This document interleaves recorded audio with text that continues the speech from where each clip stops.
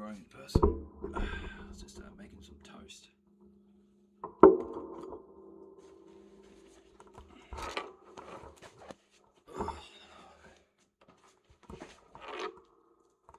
Damn, it is cold here this morning.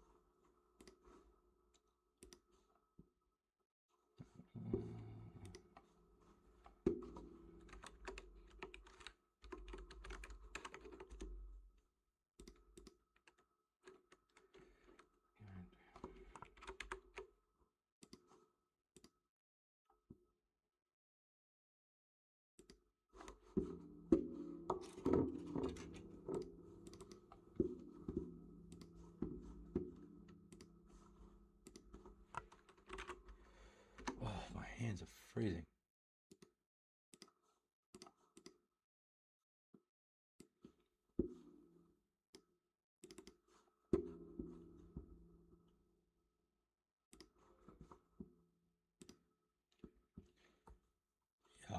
Yeah.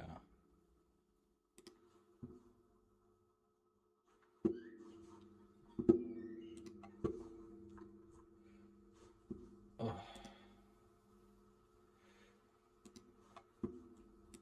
Hello everyone, this is your daily dose of internet. They were in the worst possible location when this volcano started erupting.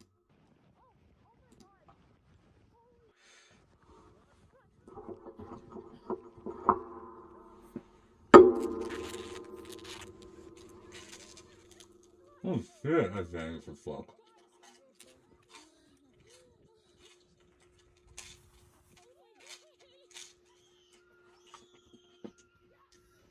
I gotta make that mark out. Someone else will mark out.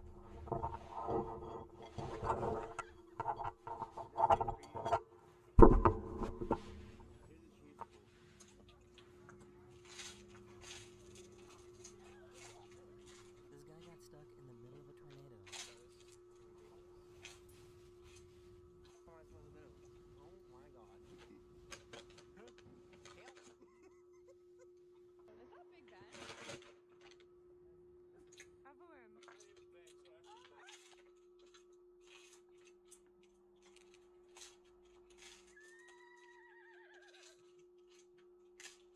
This guy made himself some shoes made out of ice. Toast.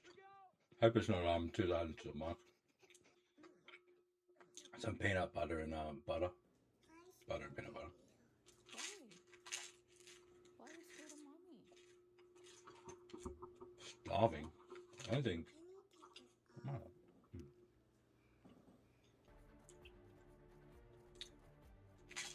Can There it anyone is. tell me what kind of bird this is? Probably gonna have a bit more after this. Orc girl. Do you guys think that's like orchestra girly? Or do you think it's like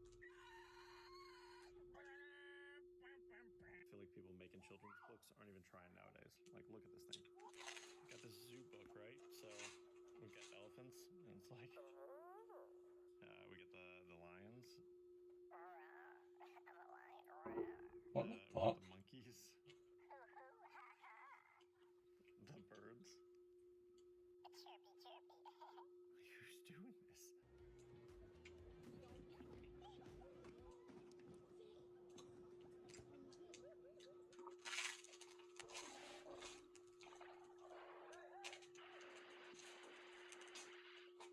I featured a clip of Norwegian soccer fans rowing in the last episode, but I just found these clips of them doing it in the stadium and had to feature it.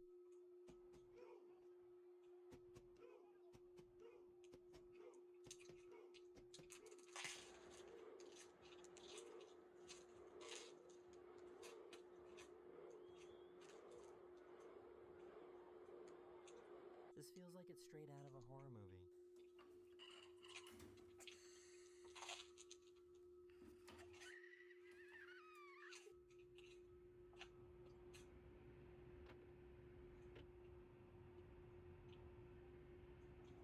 And this the first time I ever seen this. You got a joke for $1. What's the joke, man? Let me hear a joke. We go. Ah! Oh my gosh. I'm telling you. Yo. That's not worth $5. Yo. Oh man. Yeah, man. You sure, brother? I'm positive, bro. Yo, enjoy. What you read? Let me see. You just got robbed.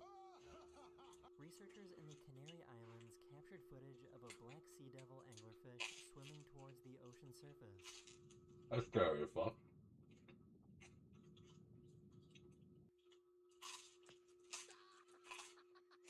Can I get some more black olives?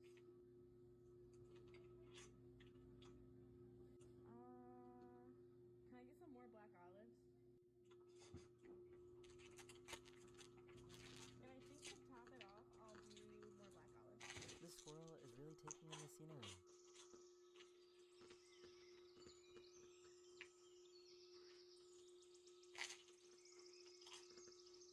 You gotta remember your 3 meals of the day. Breakfast, lunch, butter.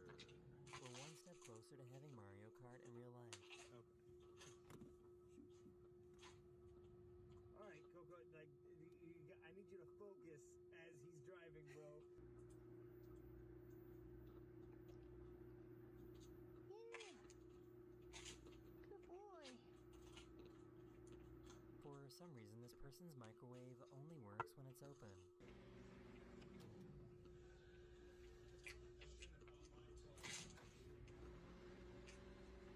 Wanna know why I look like this? Because this right here, $15.99. Pie $5. Pie's winning every time. This guy turned this vending machine into a go-kart.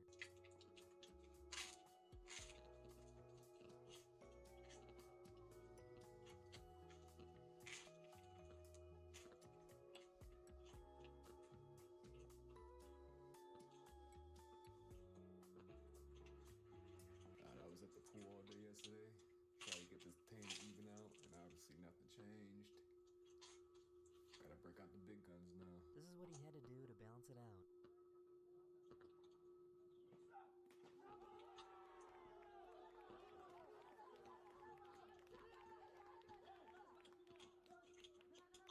He should really take better care of his AirPods.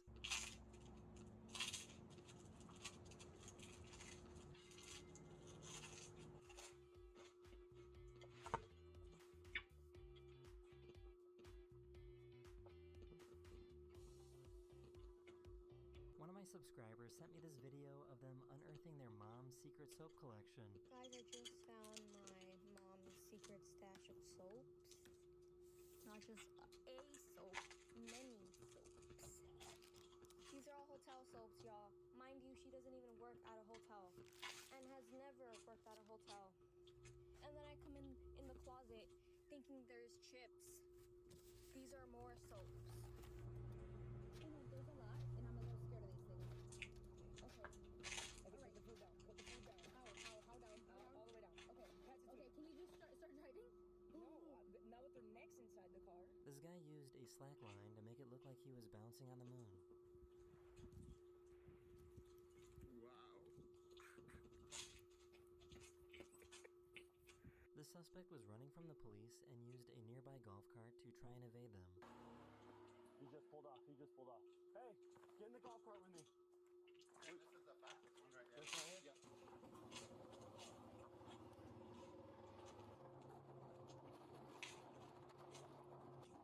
Hey, stop! Stop the cart, man. Stop the cart. Stop the cart. Get out of the cart. Sandy Spring. Get out of the cart. Hands up, hands up. This guy broke the world record for the highest front flip on a pogo stick.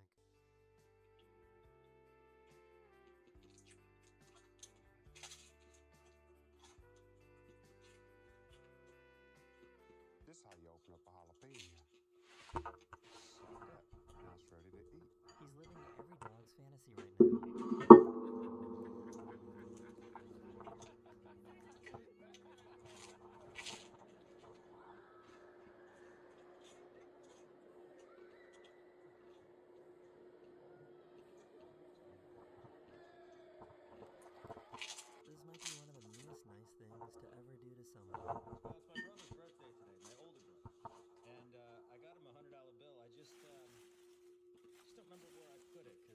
most of these are fake. But it's in here somewhere.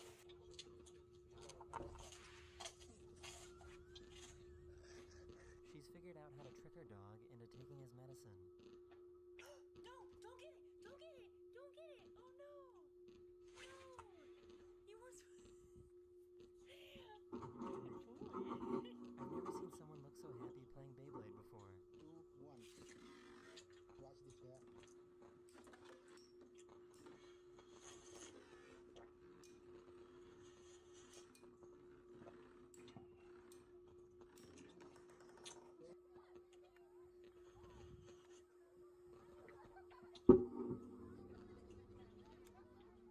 These firefighters saved some ducklings that were stuck in a storm drain.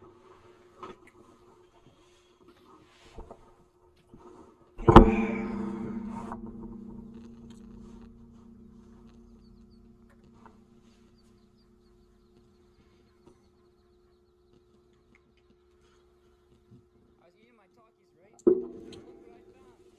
I got the Talkinator. What the heck, Talkies?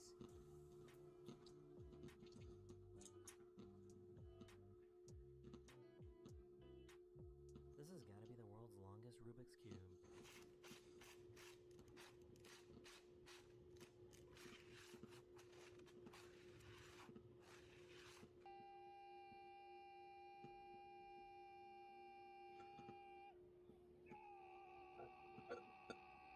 I still can't figure out which way is the right way up.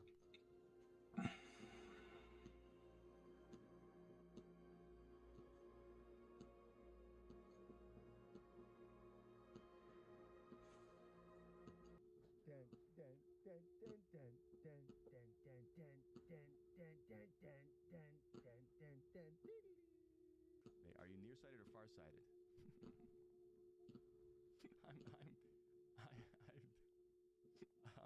These are fake. They're 3D movie glasses that I popped them out.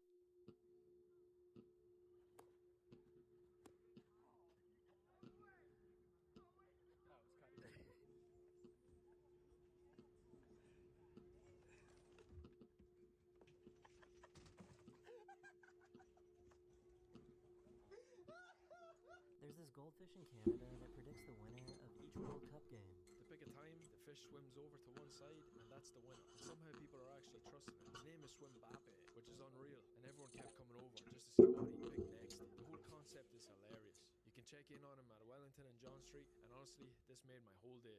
So we've come to the Capybara Cafe, and this is my new pal. He's a Chinese bamboo rat. And he's loving the corn. He found the king of the turnips.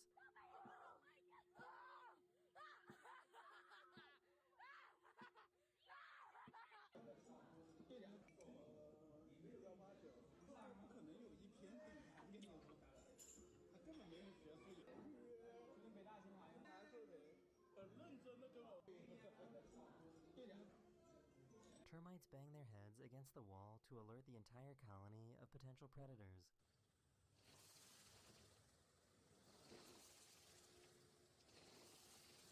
Get your dad. Go get your dad. Harley, Harley, Harley, sit. Good girl. Go get your dad. Get your dad.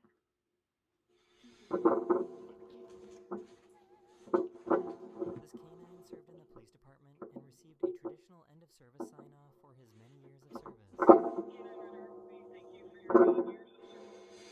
You have raised the standard for explosive detection and tracking and made your handler very proud. Enjoy your retirement to the fullest, and thank you for your service.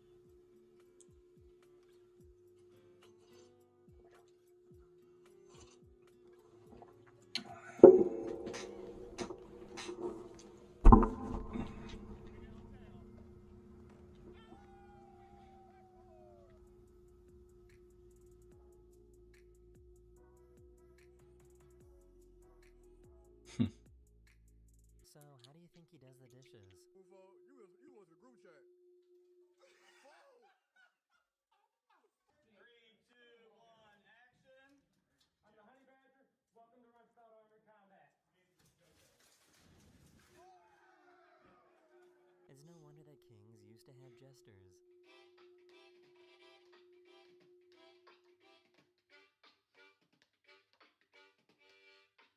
This amputee wanted to show us how she performs everyday tasks with only one hand, such as wringing out a cloth.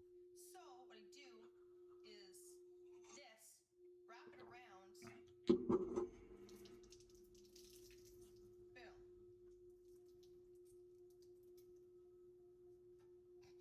There you go. I can feel their frustration through the screen.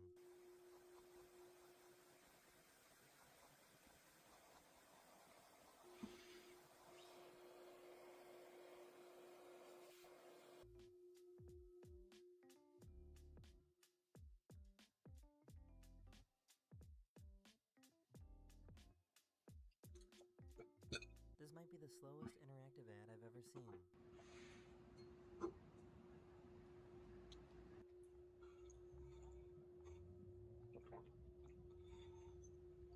These whistling jars make different animal sounds.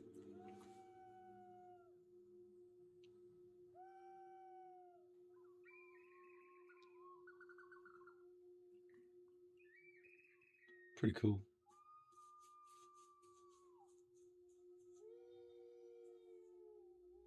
If you enjoyed this video, I think you'll probably like this one as well. And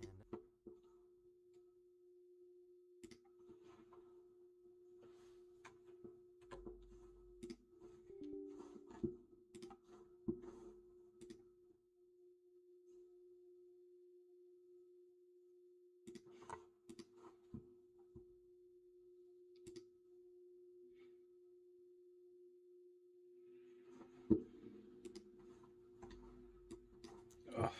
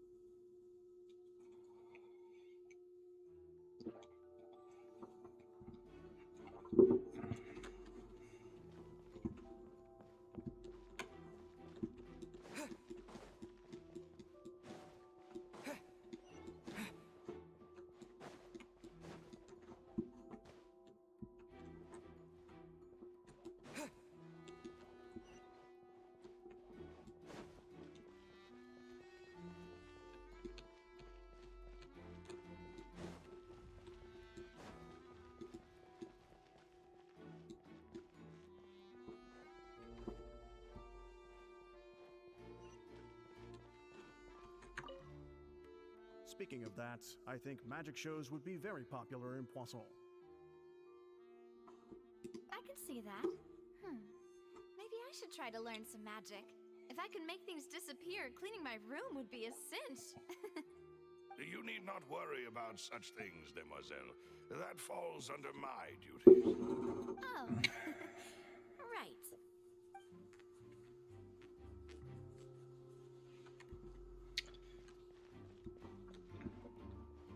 Yeah, I should, but they sort of like those accounts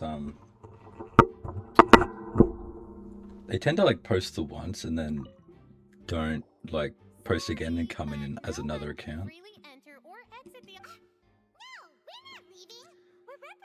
They're like they're usually like one-off friggin'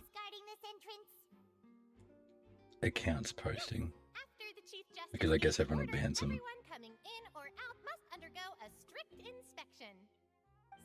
The missing girl couldn't have left from here, at least not from that point on. I doubt there was much opportunity then either. How can you be so sure? Well, because I was in charge of security near the entrance at that time, I couldn't see Linny's performance from here, which was quite a shame. Just my luck. But still, I did not abandon my post, and I stayed put no matter how loud the applause was. If someone had so much as even approached the door, I would have noticed it, let alone if they had tried to leave. We Melazines are good at that sort of thing, you know. So, it's safe to say the girl couldn't have left through here. Alright, thank you for your help. This'll be useful info.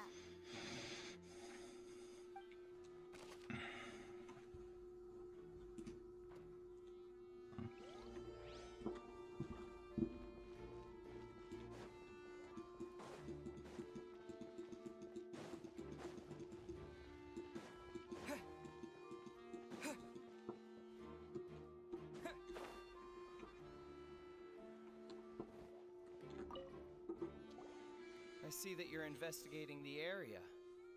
Well, it just so happens that I'm interested too. If you find any new and interesting leads, be sure to share them with me, all right? We don't have too many thoughts yet.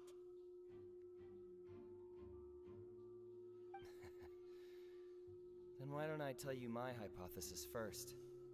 The way I see it. And I'll start it with that loud thud. The thud? Oh, you mean the sound that happened during the countdown? Yes, exactly. It wasn't terribly loud, but I suspect that most people heard it. It's just that everyone was awaiting the results of Linny's trick with bated breath, so no one paid it much mind. But now that the incident has happened, the thud has become an important clue. That makes sense. So, what do you make of it? I'm of the opinion that it may have been the sound of Linny's accomplice. Lynette, perhaps. Jumping atop the water tank, or something like that. And when the pyrotechnics went off, she cut the rope, sending the water tank crashing down. Wait, wasn't the noise we heard too loud for that? Perhaps the balance wasn't right, leading to a particularly rough landing. Then wouldn't the water tank have started to swing a bit in that case? That's true. I suppose I must reconsider. That does remind Paimon, though. What was with that sound?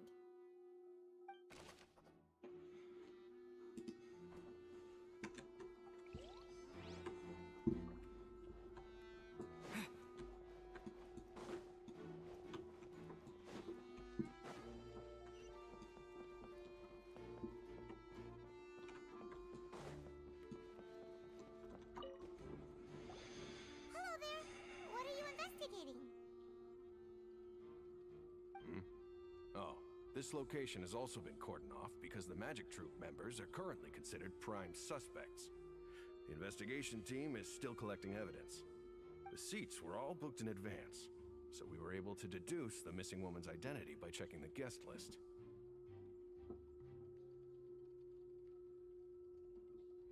Could you tell us who she is? Sure. It's not like this is confidential information. We will publish it later anyway when we petition the public to help us find the missing person. Her name is Halsey. She's a painter from Fontaine who's made a bit of a name for herself.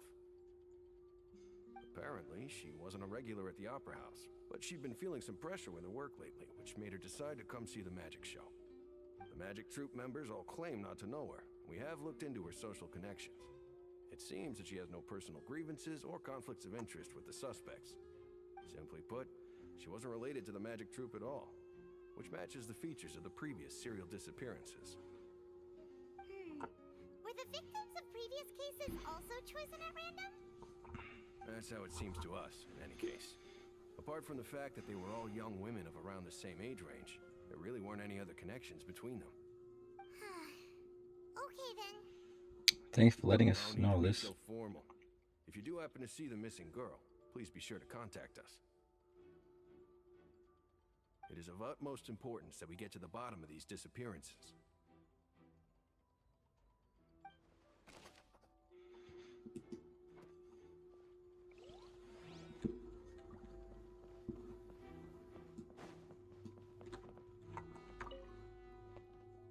Go ahead, have a look around. after the truth.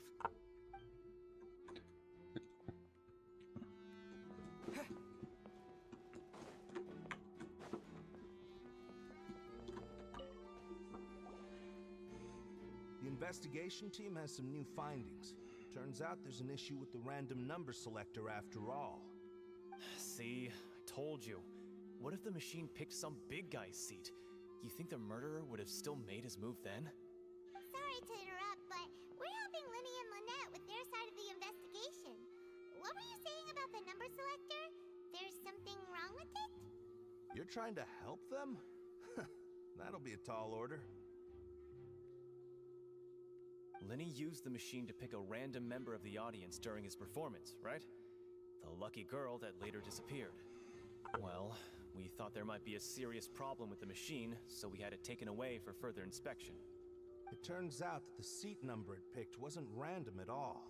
The machine picks that same number every time. I'm sure you already know that you have to make a reservation in advance to get a seat, regardless of whether it's a trial or some performance. In other words, Linny knew who would be sitting where from the very beginning. That much checks out. Linny reserved our seats for us too. Bet you see why I was saying it'd be tough to make a case for Linny. Thanks, sorry to bother you. Even though it's bad for Linny's case, Paimon had better write it down.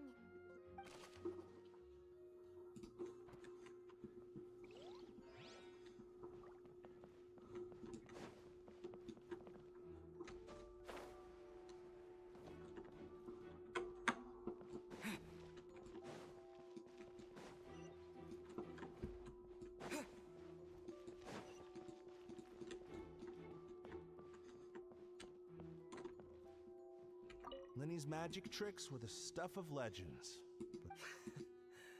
Look,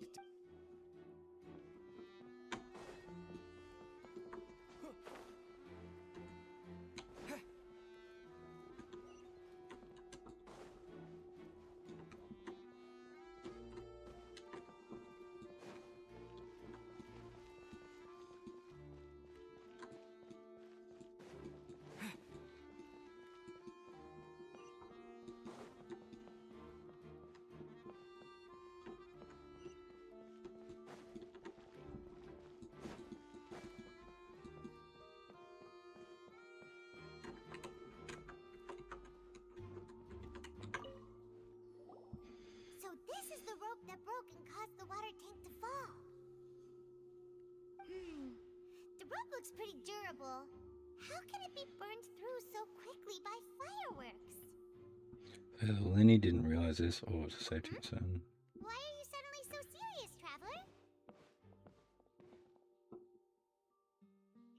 I'm just looking at where the rope snapped. Look! This bit is made from different material! Most of it was burned away, but there's still a little bit of it left. Seems to be flammable. So if a rope meant to hold something was made with that kind of material in it, then that means... Wait! Why don't you write all this down? Let's take notes!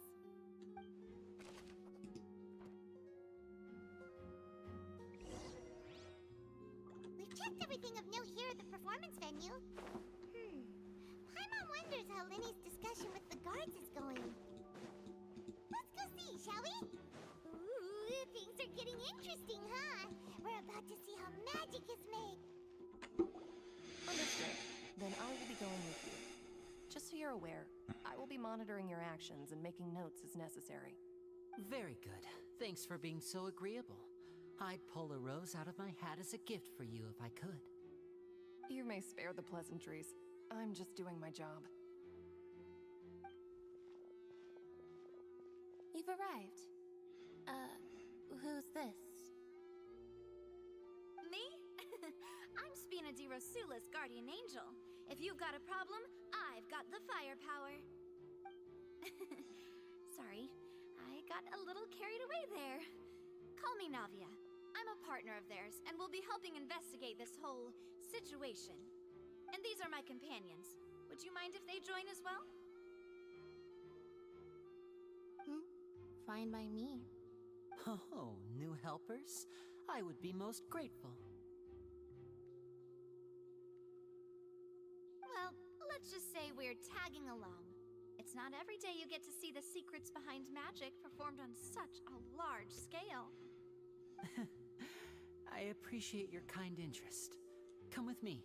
We'll be heading below stage.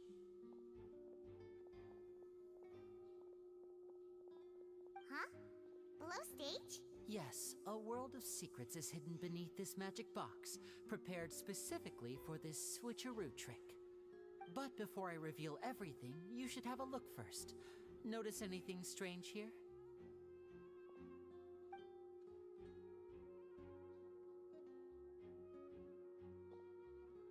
I'm not trying to be dramatic. Remembering the details of a trick will help you understand the methods used to perform it more easily. Huh. Weren't there balloons and other decorations here? Where did all that go? Ah, good eye. That said, you're still far from discovering the answer. Back of the door isn't the same. The back? You mean the inside of the door? What's different about it? Paimon didn't notice anything. Very good indeed. I thought you might not be able to catch that, given that you were sitting in the first row. The back of this door was patterned. Those patterns are now gone, replaced by a smooth wooden board. So, if you put 2 and 2 together, what do you get? Wait, does that mean? Exactly. All right, let's go. I'll tell you how it works as we head down.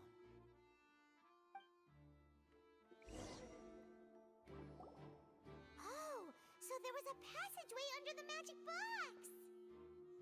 This passage linked 2 boxes together. I knew you'd figure out most of it as soon as you saw this place. The 2 magic boxes are positioned right above the 2 entrances of the tunnel. See this flatbed trolley? The box with the lucky audience member in it would be shuttled over to the other side using the trolley. This trolley can raise and lower and even rotate, ensuring that the box will face in the right direction. I see. So that's the purpose of the box inside another box. Precisely. The inner box would descend after the audience member was put inside and be moved along the trolley, all while the outer box would remain on stage as if nothing had ever changed. So that's how you did it! Once the box was lowered, the trolley would store some energy through this device here, with which it would complete the rest of the steps. The audience member would only be able to feel some slight movements in the dark, and by the time she walked out, she would already be back on stage. Then what about your side of the trick? You were talking that whole time, and you even came out for a moment near the end. Ah, yes. A phonograph operated by Lynette was used to achieve that effect. My assistant and I had already scripted our conversation beforehand. When the countdown began, I had already gone to the opposite box via a tunnel using that ladder. And what about Lynette? Where was she? I was in the mezzanine space in the back of the box. Oh, interesting! That's how we were able to coordinate Linny's lines with the assistant. And, by the way, I was the one who walked out of the box at the end. I mean, we are twins. All it takes is a change of clothes and no one can tell who's who. And that's my favorite part of this trick. Only Lynette and I can perform it. So that's how it all worked! Wow! Every detail you revealed was more amazing than the last! I can tell a lot of thought was put into Lynette this. would briefly walk out of the box and then go back in, jumping into the tunnel and escaping before the box on the trolley could finish ascending. And then I walk out of the other box in the audience area, and the trick would be complete. The operative word here being would. But as you saw, Cal was in the box, not our audience member. She, on the other hand, mysteriously vanished. We really don't know how that happened. If not for that interlude, this would have been an astonishing trick. I probably never would have figured out how you pulled it off. And yet What? To think that someone was able to use this magic trick to commit a crime. Could we have a look around? I think we can come up with some more leads. This is the scene of the crime, so Lenny and Lynette are not permitted to stay here. I'll escort them back up. Yes, of course. No need to be so strict now. I won't disappear into thin air, you know. Thanks, everyone. We're counting on you.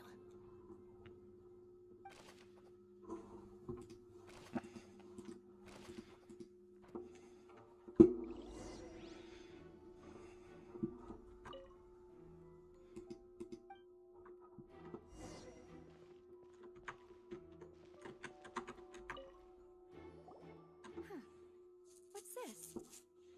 Looks like a hook tied to the end of a rope. Huh? Perhaps it was a prop for a different trick. But why would it have been left here? Whatever it is, let's make a note of it first. Mavuka. Is it that chick? Really remember the name. The floor is wet. Please be careful not to slip. Speaking of which, Oh, that's Navia. why would there be water here? Maybe it's for a trick. Paimon knows! It's one of those tricks where you pour water into a jug and then flip the jug over only for the water to disappear? And here's a broken vase. Huh. Did the trolley knock it down while moving? Oh, yeah. That can't be. The trolley moves along tracks from start to finish. It couldn't have hit the vase at this distance. Let's note this down too and think about it later.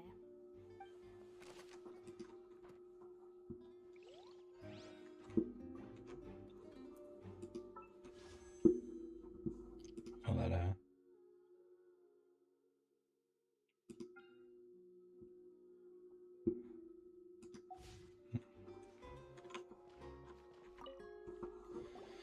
Oh, these are the clothes that the lady chosen from the audience was wearing, right? Who are you, Clothes are here, trying to but she's nowhere to be found.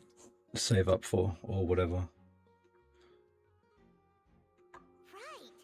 And do you really need to do that if you're kidnapping them? Ugh, this is so confusing. Paimon doesn't want to be a detective anymore.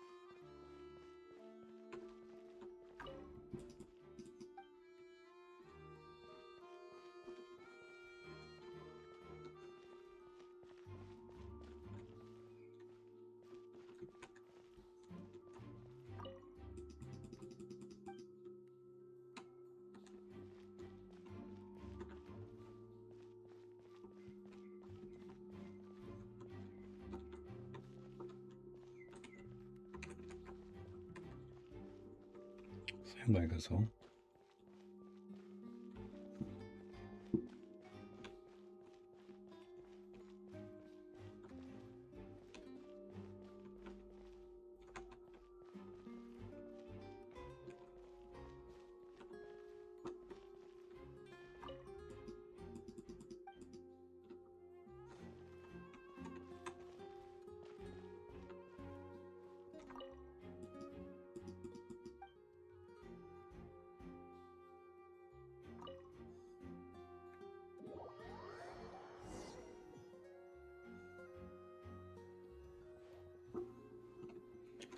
Okay, so there's more.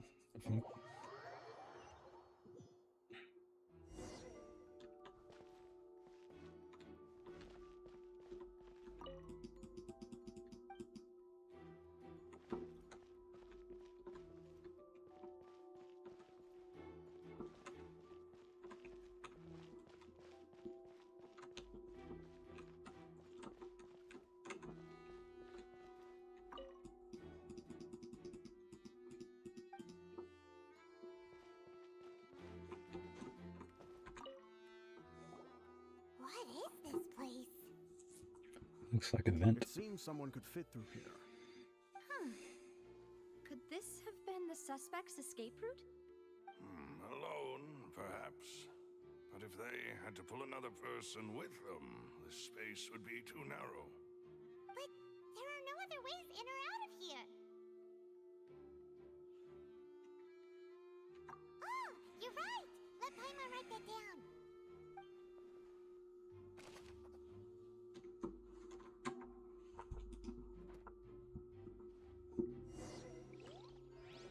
Seems we're just about done investigating down here. Yes. Let's head back up.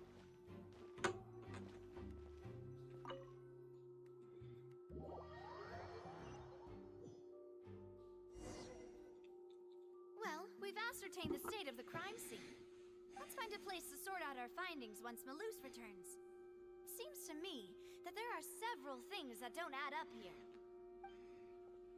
Apologies for the wait, demoiselle.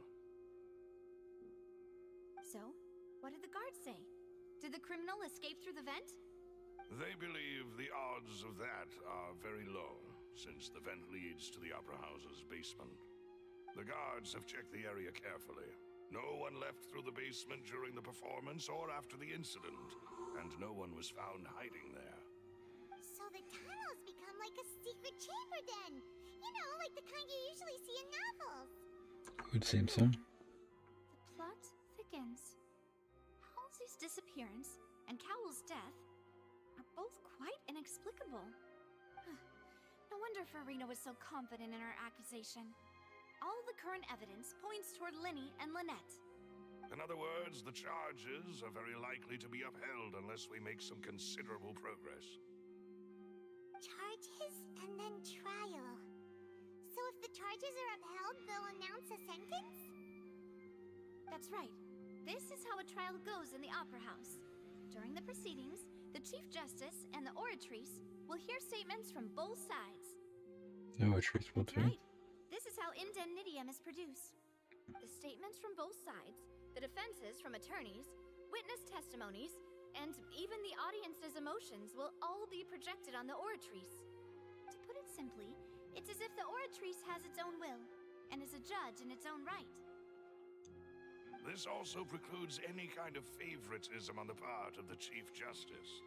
Not that this has ever happened anyway. Fascinating. Once both sides have finished speaking, the Chief Justice will make his final decision. This, too, will be used by the Oratrice as a reference. Then, finally, the Oratrice will be consulted by officials. The result it returns is the will of justice itself. Huh? So that machine is the one that actually decides? Paimon thought Novelet called the shots. In practice, there is very little difference. Both have always come to the same judgment, which is why people have great faith in the Chief Justice. Ah, yes, the guards also asked me to convey that none of us will be allowed to leave this place before the trial. Huh? Why? Because we've chosen to act as the twins' proxies. That makes us persons related to the case. They're concerned that we might be colluding with outside parties, or that we might find outside help to disrupt the case. And even if that were not so, it could prove problematic if we happen to spread key information about the case ahead of time. I'm ready to break out at any time. Whoa! There's no need for that! Paimon thinks they have a point. That said, are they providing food? Of course. I just hope you don't mind the lack of options. I'm afraid that catering Small taste is not in the cards, nor is any guarantee of balanced nutrition. That's not the time to be picky. Let's just sort out our findings together here. Pity. I was hoping to take you to try some of Fontaine's famous desserts, too. I mean, what better way to properly think through our findings than over some tea and sweets? Huh. Breaking out suddenly doesn't seem like such a bad idea after all. Paimon. Just kidding. Paimon will still do her best, even if there are no snacks. Hmm? What do you mean, no snacks? Of course we'll have snacks. If we cannot buy some, then we'll simply make some. Huh? Here? But how? Understood, Demoiselle. Everyone, please come with me.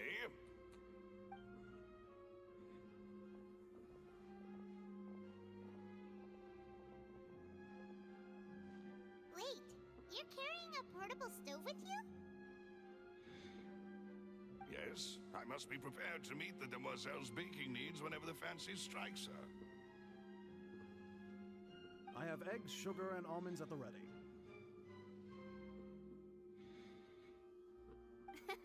Good work, you two. Then I'll get to it. Please sit tight for a moment. You'll get to taste my awesome snacks soon enough. These three are quite the interesting group.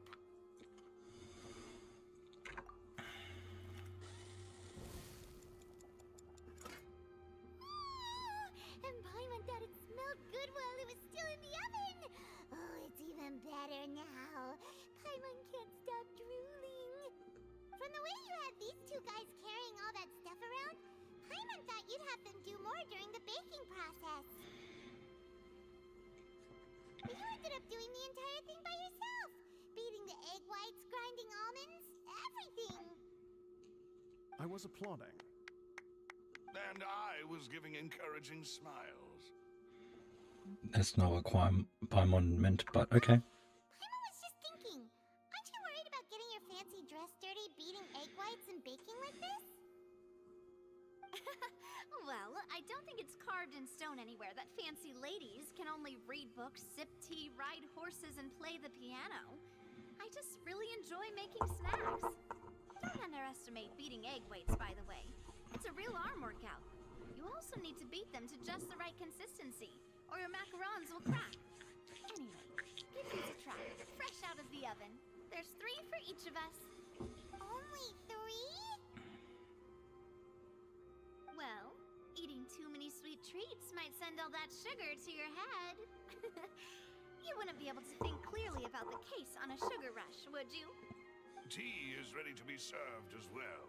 This is Demoiselle's favorite, strong black tea with a floral fragrance that clears the mind and lifts the spirit. Thank you. No need for concern. I'm merely doing as I should.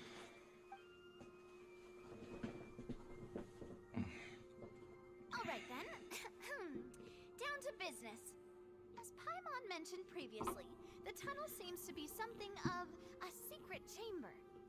However, we can assume that Linny and Lynette were not alone within it. Some criminal also occupied its sealed confines. The magician twins could have committed the crimes, of course, but they lack any logical motive. Exactly! Why would they do such a thing right when everyone was watching?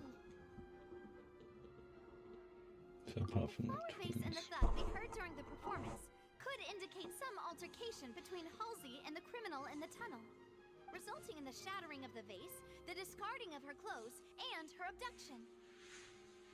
Perhaps the criminal thought that since she was chosen from the crowd, she would be too easy to identify if she was still wearing the same clothes.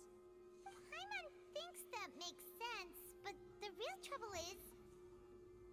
There's no evidence of this third person because None of the clues we found thus far support the existence of this third person. But the only people left to consider are both technically victims, whether it's the missing girl, Halsey, or poor Cowell. Huh. Could Halsey have secretly made modifications to the magic props in order to murder Cowell before making her escape? but she had no way of knowing how the magic trick That's worked. right. And even if she had tampered with the setup, she would need to understand the entire trick to pull it off. Nor does she have any motive. The guard said that she has never had any dealings with the magic troop's members. Were we not thorough enough in our search? From the sound of things, this is turning into an impossible case. Your macarons are amazing though, Navia. They smell great! They're nice and crisp and super sweet! They are my specialty after all. And I see you've already had 5 of them. What? 5? Oh, that can't be right. Paimon only counted 3, honest! Please don't worry about it.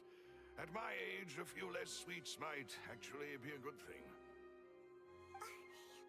No. Being greedy is one thing, but Paimon knows how to count. Besides, Paimon knows that if she ate too many, then others wouldn't have enough. It's fine if you hate them. You hate them. Wait, even you don't believe Paimon? How could you? If Paimon ate those 2 extra macarons, then may they turn into stone in her stomach! All right, we get it. Well, I suppose one of us might have gotten too engrossed in our chat and eaten them by mistake. No big deal. Malus, set up the stove again, if you would. Huh? What are you doing? Making sure everyone gets 3 macarons, of course. Exactly. We don't want to trouble you. As you wish, demoiselle. And I have the egg, sugar, and almonds. Well, this really is your hobby, huh?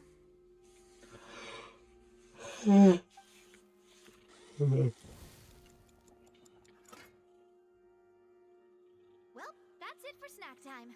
I'm going to have another look around the area. I don't know what we're looking for yet, but we've still got some time. As attorneys, I suggest the 2 of you think the case over again. It would be awkward if you got all tongue-tied on stage during the trial. All right, thanks for your help and for the snacks. It was nothing. A small task for the Spina di Rosula. Silver, Malus, it's time to go. I'll be back if I find anything new.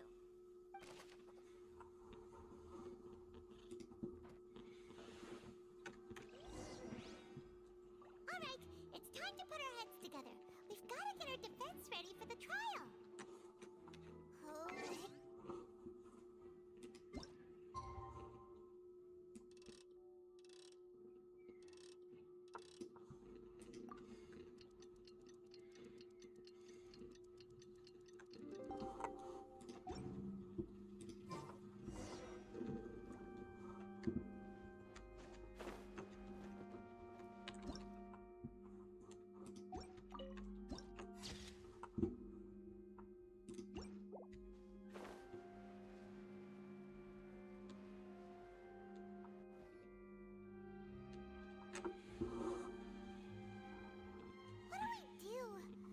Situation is so confusing.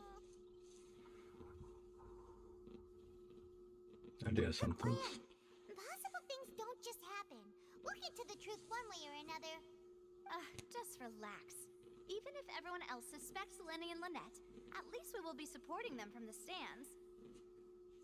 Besides, I doubt Farina understands any more about what happened than we do. Thanks, Navia. Well, we'll be going then. Best of luck to you.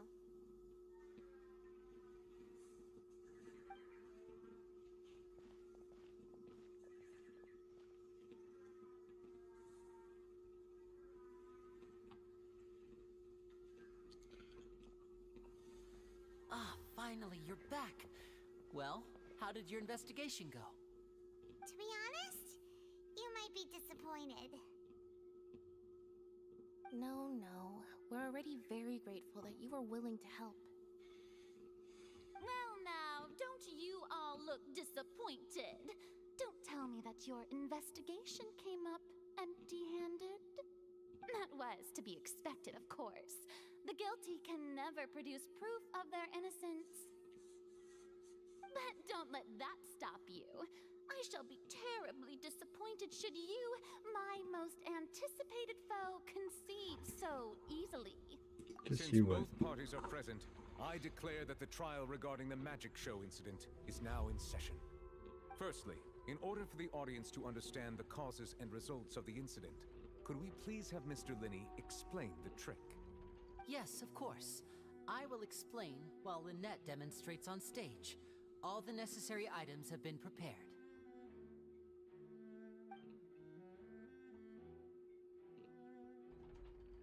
Thank you, Mr. Linney. In that case, I take your statement to be that you ran to and remained hidden within the magic box in the audience stands once the trick began, and thus could not have committed the crime. Is this correct? Yes, that's correct, Your Honor. In that case, I call upon the prosecution. Lady Farina, do you wish to refute his statement in any way? Why, of course I do. Allow me to take the first shot and break this case wide open. Mr. Linney is clearly lying. There is no way you could have been in the box the whole time if you were to abduct Halsey and murder Cowell. In fact, I'd say you were hardly in that tunnel at all. Hey, Kira, yeah, it's going good. Based on the presumption that Trying to stay warm. It's freaking freezing here. Is that so? And if When I woke up this morning, I could see freaking, like when I breathed out, it was like frost was coming out of my mouth. Proud, of course. That's how I kept track of the time and built How's yours? anticipation for the finale. And you didn't hear anything else at all? Nothing that might leave an impression of any kind? No, nothing. I see. But when the count reached 30 seconds or so, there was a thud. One so loud that I believe practically everyone heard it. Huh? Hey, hang on. Something's not right here.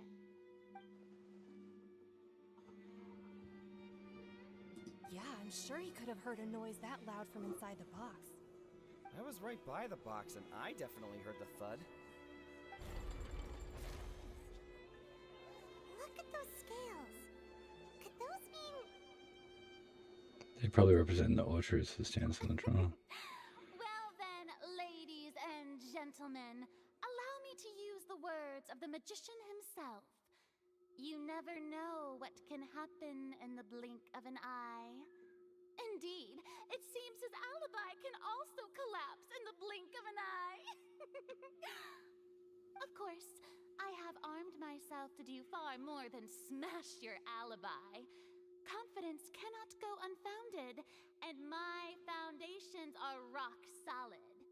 Tell me, aren't you and Lynette actually from the House of the Hearth? The House of the Hearth? They have Dewey? No wonder they did something like this. So the serial disappearances were the Fatsui's doing. Now it all makes sense.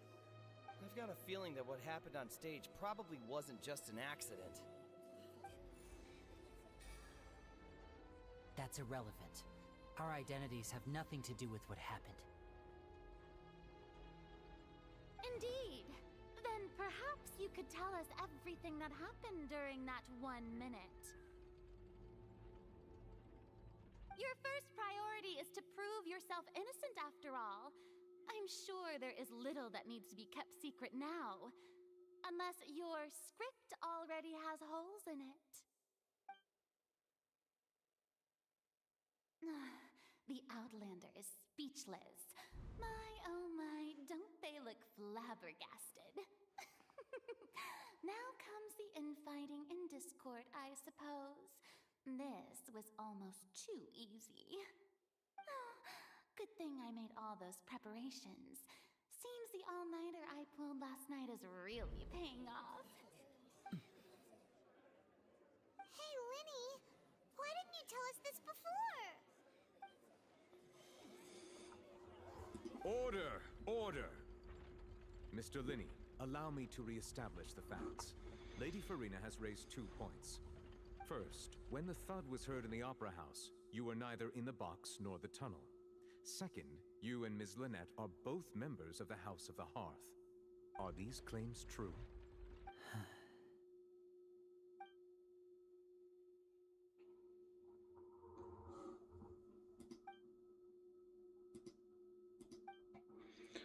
I've been a victim of such schemes before and now. Please answer my question, Mr. Linney. I'm sorry. Yes, they're true, Your Honor.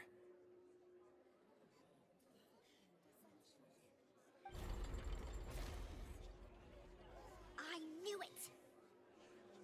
Well, that's it. We might as well move on to the sentencing already. What should we do now? Permission to speak, Your Honor. Granted. My client has withheld some key information. What is your request?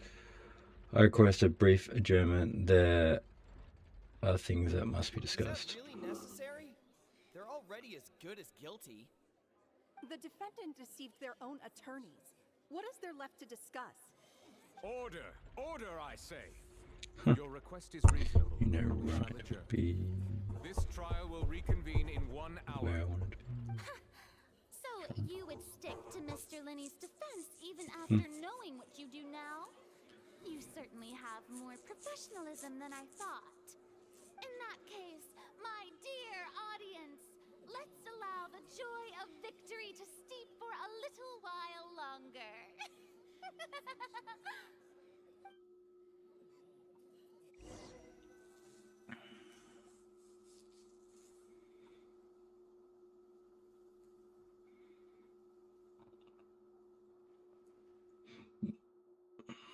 Well, this is awkward. I didn't think the Hydro Archon would dig all that up. I'm sorry, Traveler and Paimon. Yeah, sorry. Paimon doesn't know where to start. We trusted you two.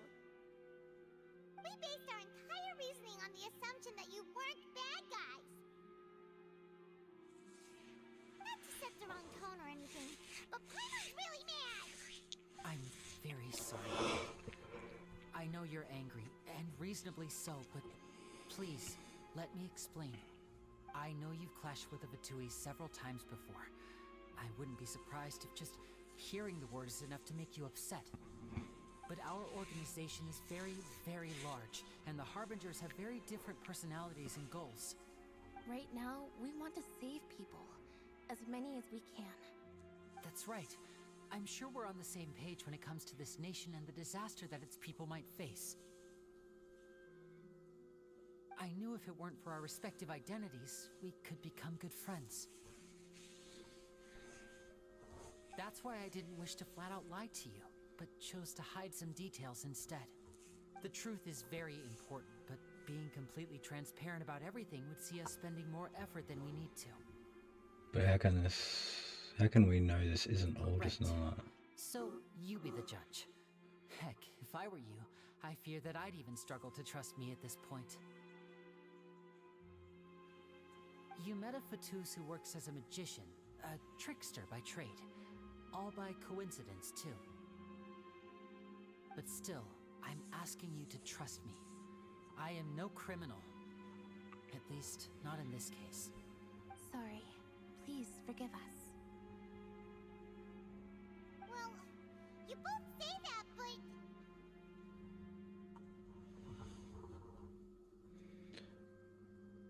Where did you actually go while the trick was being performed? Let's hear your answer first, and no lies now! Of course. I'll answer any question you ask. We've been trying to find out how the Oratrice operates. We want to know why it has a consciousness. Why can it deliver sentences accurately? During our investigations, we learned that the machine's core is beneath it. From that moment on, Lynette and I have been designing this box swap trick with the objective of getting close to the core. Is that why you needed a whole minute? That's right. In truth, the audience would take about 75 seconds to count down from 60, while I would only need 15 to get to the opposite box. So, after jumping into the tunnel, I accessed the Opera House basement via the vent, and went to investigate the room in which the core is stored. That air vent was created during the construction of the tunnel specifically to execute this step. What did you find? Well, nothing. As soon as I reached that room and was about to investigate, I heard someone's voice. which should have been impossible, of course. I was quite certain that I was the only one in the room. That voice seemed to recognize me and tried to speak to me. I chose to err on the side of caution and retreated the way I came. On the way back, I saw the broken vase and the clothes on the ground, but the countdown was almost finished, so there wasn't time to give it any thought. After that, the homicide occurred just as you saw.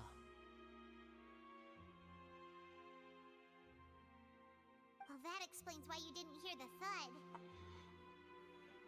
But why do you want to understand how the Ortrees Because operates? of that prophecy I told you about, of course. We must know all we can about this nation's secrets in order to deal with that prophesized crisis. That's the only way we can save everyone. So, there you have it. The whole truth. I swear, I didn't hide anything from you this time.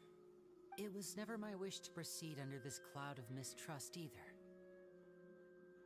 But, like I said earlier, you can be the judge. If you want to leave because you don't trust the Fatui, there's nothing I can do to stop you. Well, Traveler, you decide. Paimon will follow your lead however you choose. I believe in the facts. I'll defend you from these charges. Okay, thank you. Thanks for giving us a chance. The current problem is that the scales are tipped pretty badly against you two. If we want to refute the Hydro Archon's accusations, we're gonna need a seriously watertight defense. Actually, we already have the key evidence we need. The German's almost over. Let's go back. Oh, Paimon thinks she gets what you mean.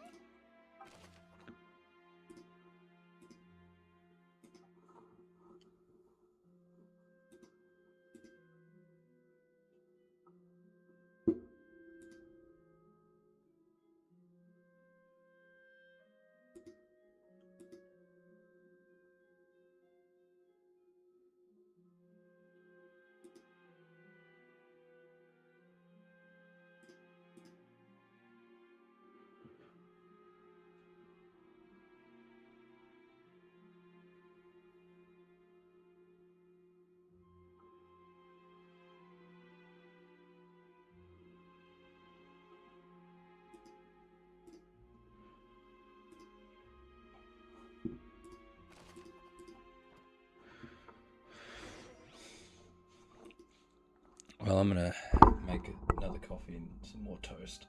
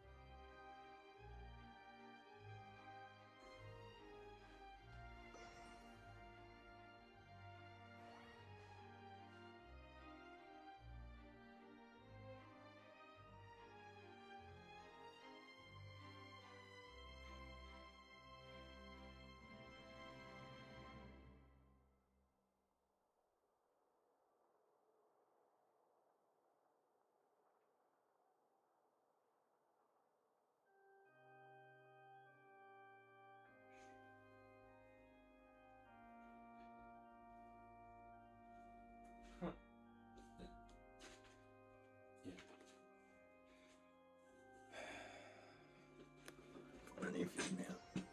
Yeah. Maybe I ain't got one more. Yeah. Good. That was right.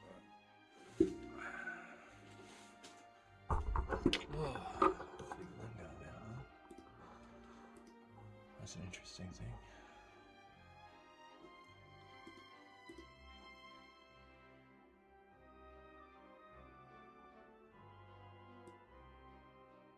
Hello everyone, this is your daily dose of internet. This police department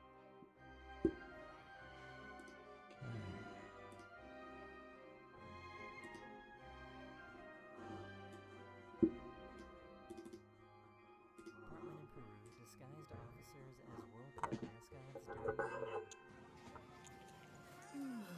What are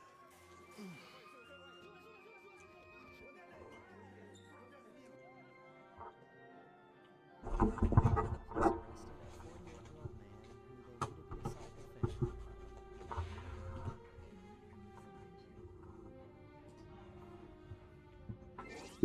We're going to see England, and our goal today is to get as many of their players as possible to sign these copies of the Declaration of Independence.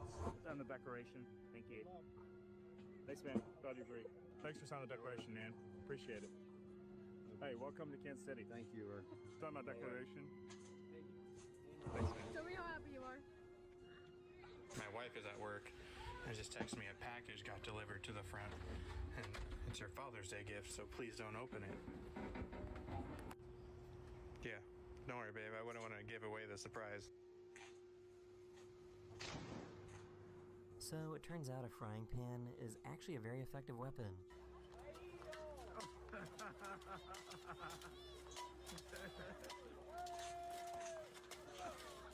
Bro, those clouds look like they're about to say, "You got a friend in me." Do, do, do.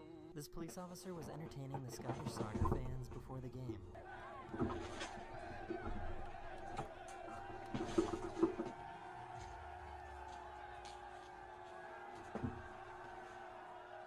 They're touching butts. Why are they?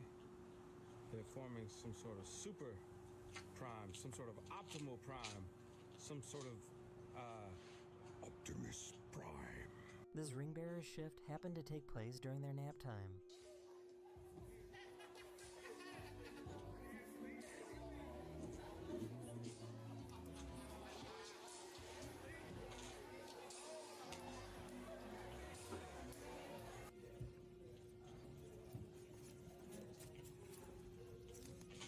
Oh my God, where'd my fingers go?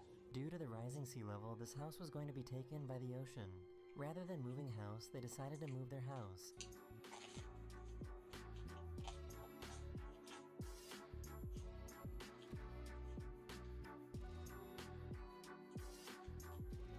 Can you get far enough away that you can skip? Can you skip? I can. I can. In Boston, these Norwegian soccer fans are doing the Viking row on their way to the game.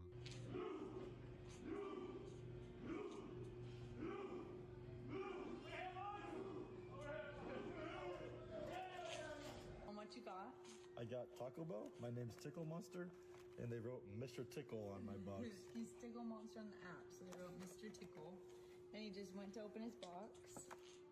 He pulled out his burrito. Read it. Who's a good Tickle Monster? You are. This inspirational clip was my favorite from this episode. This student who was paralyzed from the waist down managed to walk across the stage for his graduation.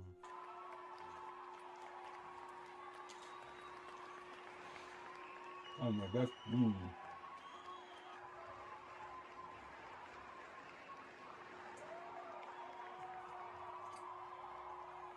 I'm glad I wasn't born at this time. Right?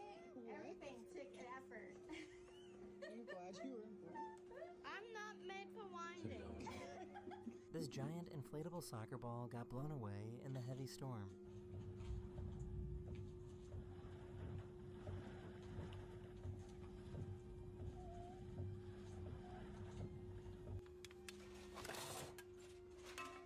This guy has just come out of an operation and his dad has come to pick him up. You sure? Cause that was another truck. You sure you got the right truck? I see him. Oh, okay. Dad! Dad! Dad, I made it!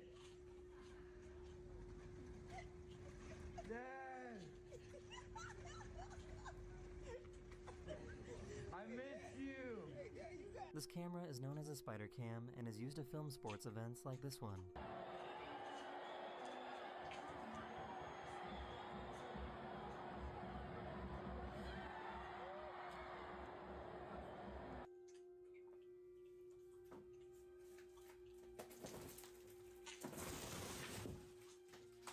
This guy is cruising in style.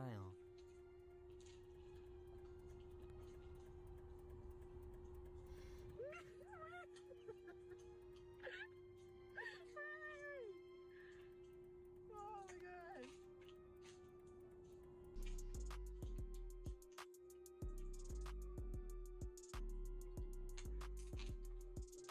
This baby just figured out how lamps work. There you go. Oh. This item before continuing. Item removed from bagging area. Return item to bagging area before continuing. Unexpected item in bagging area. This bear got stuck in the tree, so the police department worked together to get it down safely. Goes her head. Yeah, she's coming. Back up, everybody, back up. Back up, leave them alone. Good? Yeah. Is that a lemon nini? Huh? Is that a lemon nini? Yeah, girl, it's a lemon nini. All right, then, I like it. This might be the most majestic happy birthday ever.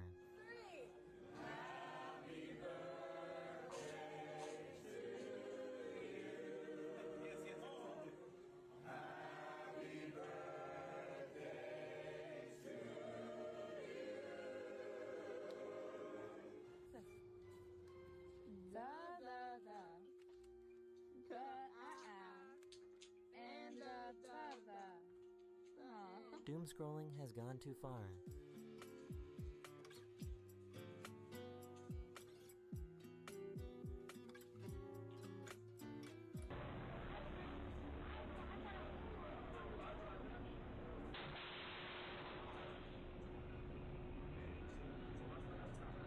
This roller coaster got stuck while ascending, meaning the riders were stuck for several hours.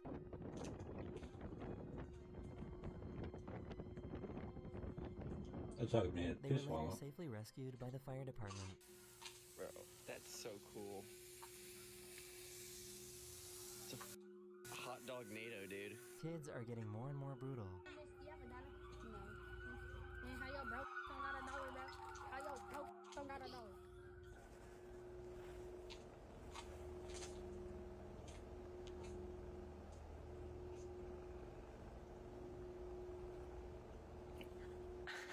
They were trying to remove the water from the top of their tent. Rебята, убирайте стейдж. Раз, два, три.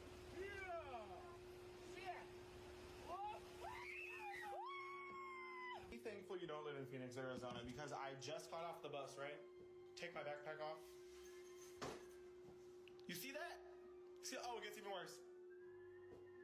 I'm gonna need to try this out at the gym.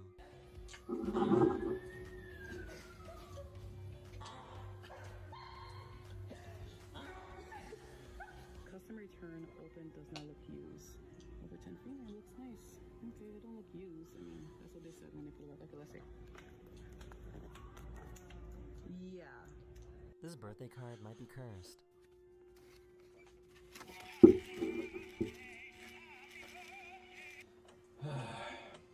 It's like trying to make out the jokes on.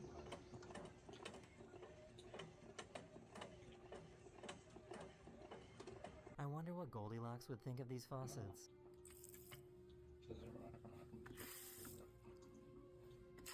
Qu'est-ce qu'il fait? Qu'est-ce qu'il fait? Qu'est-ce qu'il fait? No, I still like it. Qu'est-ce qu'il fait?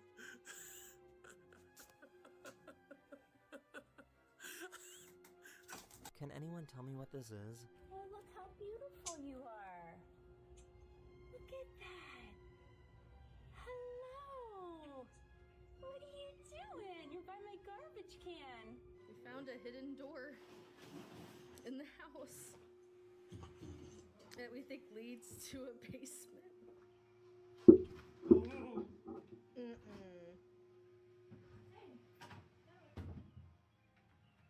I ain't going down there. You can't pay me enough. Not even $2,000? I might. You guys like this bin balancing guy that I featured a few episodes ago so much that I had to find another one.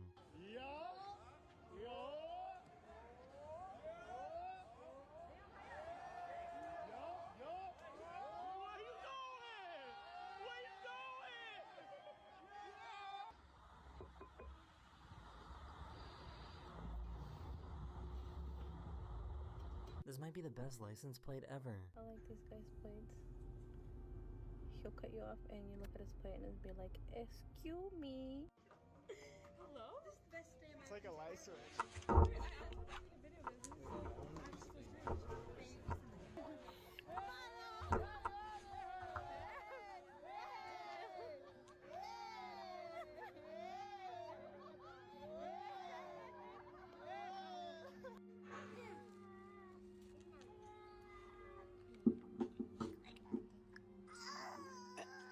I have to show you guys what my daughter did.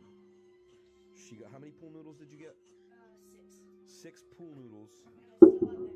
All right, go ahead. Show everybody what you did. Giant lizard. Lizard. I never realized how intense underwater polo could get.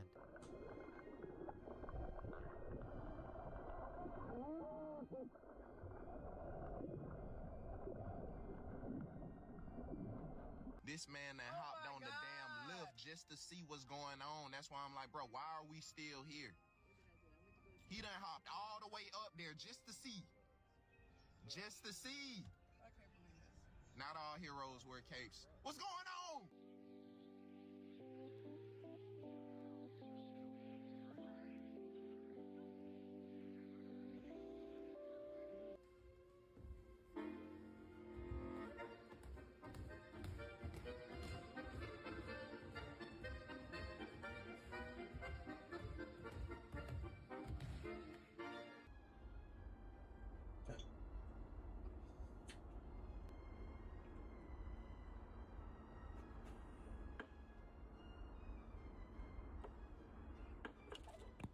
I guess he won't be losing his boarding pass anytime soon.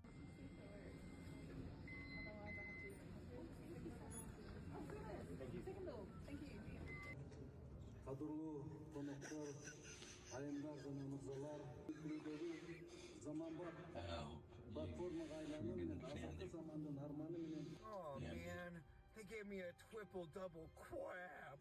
Is there quap in the twipple double? I don't know if I can handle quap tonight. Yeah, it looks like they might have quap in the twipple double.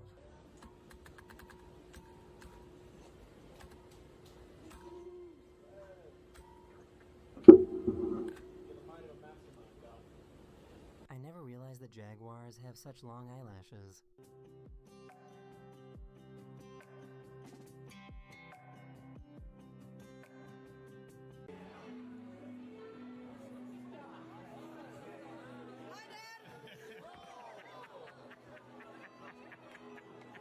Is this what fast travel looks like in real life?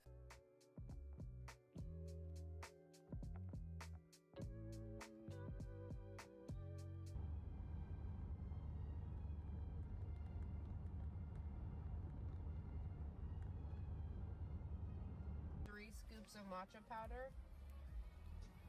vanilla sweet cream cold foam, vanilla syrup, and do you still want the classic syrup? No. No, I do not. No classic syrup and only 3 scoops of matcha. And can I get a grande sugar-free vanilla latte? 1 grande sugar-free vanilla latte. He wanted to see how the hat looked on him.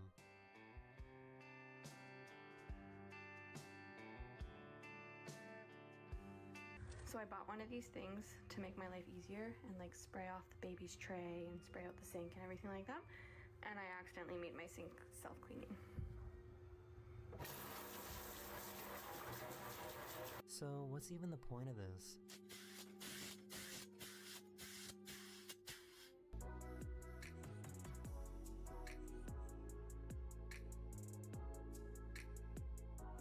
Oh, it's one of my favorite things.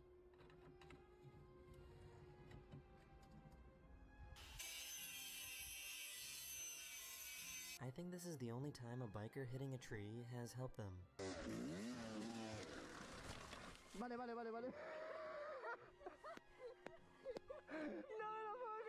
What is going on in this apartment? The whole room is lit up compared to the rest of the building. What are these? You may have seen some videos on my channel that are a part of a new membership program. I've just posted another one, so check it out if you're interested. These unfiltered videos include clips that I can't normally share due to YouTube's pretty strict guidelines. I hope to see you there, and I'll see you guys again.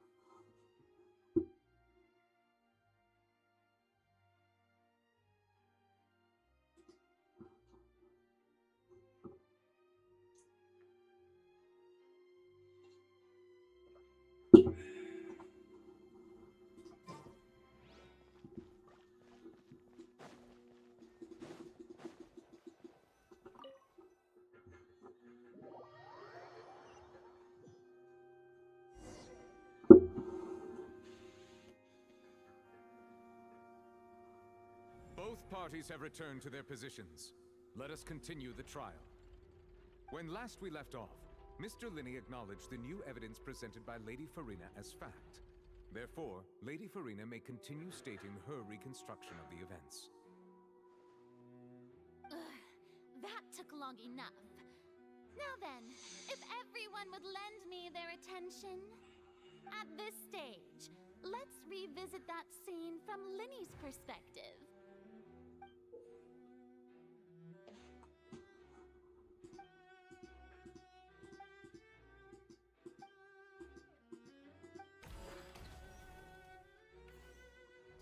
As the countdown began, he entered the tunnel. When the flatbed trolley passed, he opened the box and got into an altercation with Halsey, which caused the loud thud.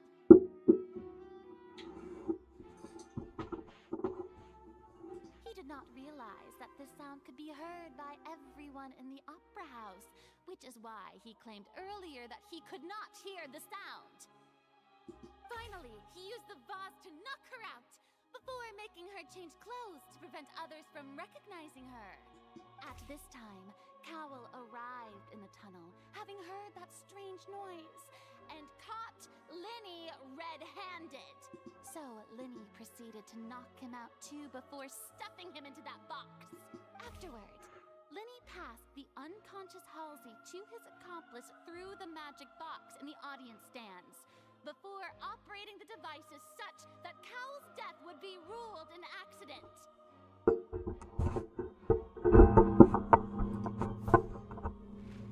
And there you have it. That's the truth behind what happened. Does the defendant's side have any objections to Lady Farina? The key to refuting Lady Farina is the order of events, what Linney experienced, and what he saw.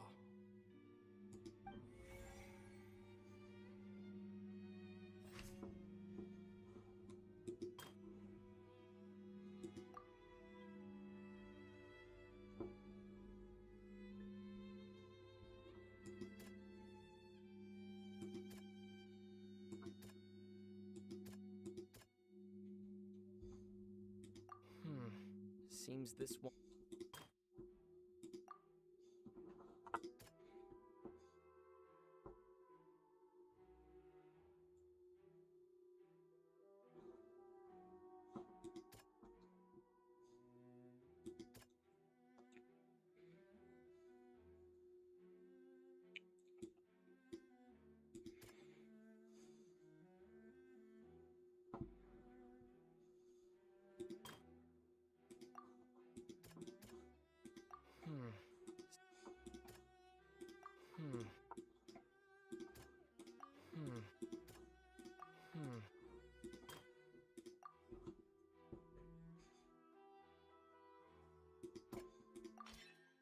According to Linny, he left via the vent after entering the tunnel. He couldn't have had that altercation with Halsey.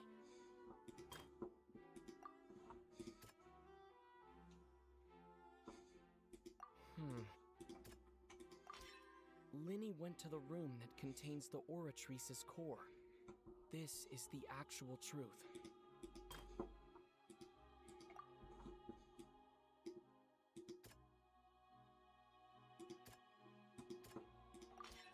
Linny did not take part in the underground altercation.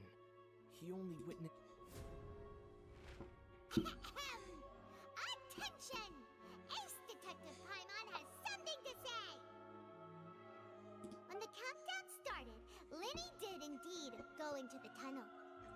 But he immediately used a vent to access the Opera House basement, which is where the underground core of the Oratrice is stored. Once he reached that area, he heard a voice in what should have been an empty room. The crime scene had already developed by the time he reached the tunnel again, and in order to complete the magic trick, he did not remain there for any length of time. Finally, he reached the surface, and that was when the accident happened from his point of view. Therefore, he's innocent!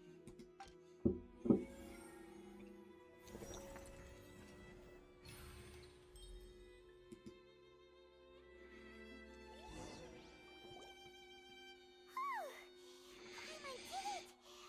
Paimon actually managed to say all that! Wasn't it awesome? In other words, you believe that he knew nothing of the incident? That's right! Moreover, I believe my opposition's reasoning is flawed. My reasoning? The unsage equipment was clearly tampered with in a premeditated fashion. That's the case. Then if Cole hadn't entered the tunnel, who was the entire setup meant to kill? Assuming that what you say is true, Linny only needed to kidnap the young girl to cause a new disappearance case. What would the point of killing someone on stage be? Oh, they have a point. That's right, you tell him! And that's why they're partners of mine. They've managed to turn things around. Well, your denial is very strident, I'll give you that. But what proof do you have to back your claims? Do you remember? Of course I do. If he had been in the magic box the whole time, how could he have not heard that sound? Why do you ask? You're saying that he wasn't?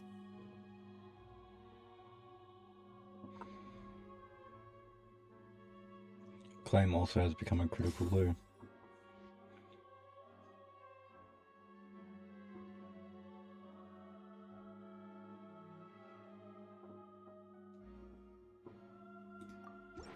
Are you sure we don't need to give this more thought? Paimon thinks there's something off here.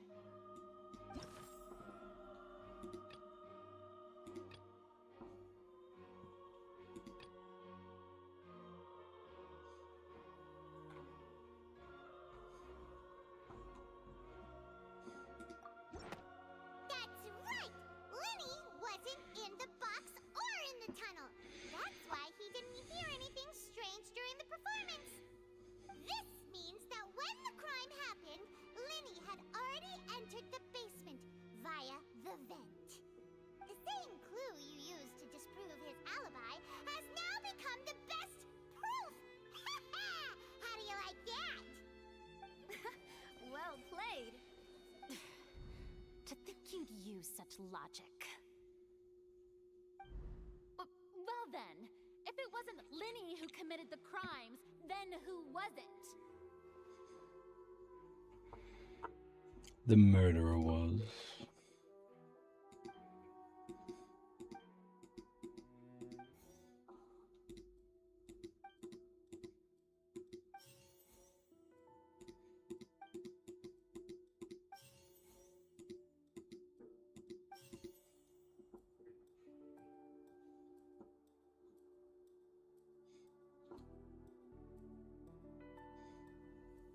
Could there have been a third person involved?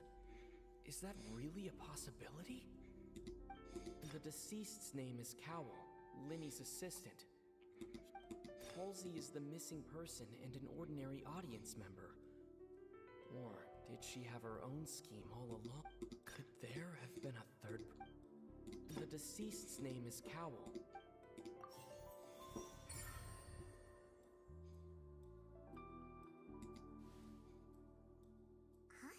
Huh? That can't be right. Are you serious? The killer was, in fact, Cowell, the deceased! Oh, is that so?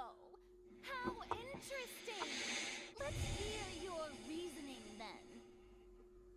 What I must do next is recreate the truth. What Cowell did, and how he went from would-be perpetrator to victim. No one entered or left the Opera House through its entrances. The deceased's name is Cowell. Halsey's clothing was in the tunnel, so there must have been some fear that she would attract. The sound we heard may have come from a clash. Linny was not in the tunnel at that. It would have been tough for both people to fit into that vent. They would likely. The deceased's name is Cowell. Halsey's clothing was in the tunnel.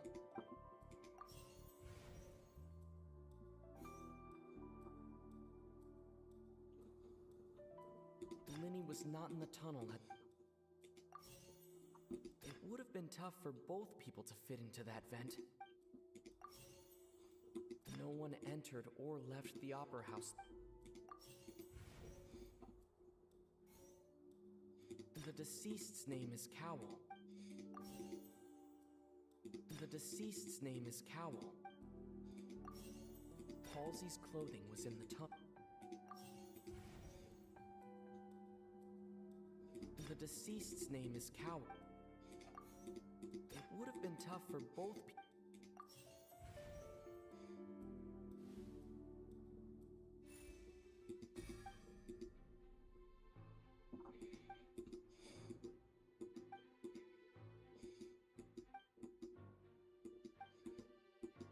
What's wrong, Traveler?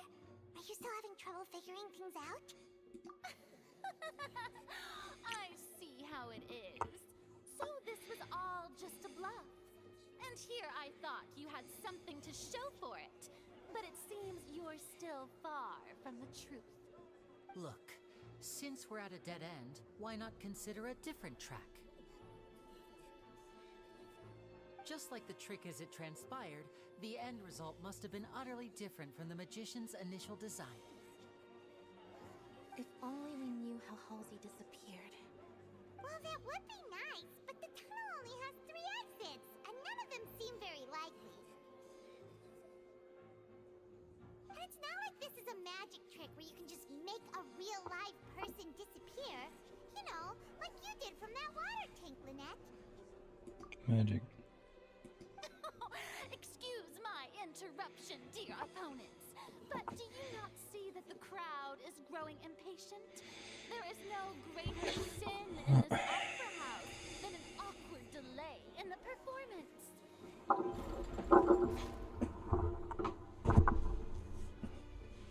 If the defense is unable to make further effective arguments, we will move on to the next stage of the trial. Hold on a second. Linny was not in the tunnel at that moment, which gave our criminal ample time. The sound we heard may have come from a clash between the missing Halsey and the criminal. The deceased's name is Cowell, Linny's assistant. He would have been able to tamper with the equipment.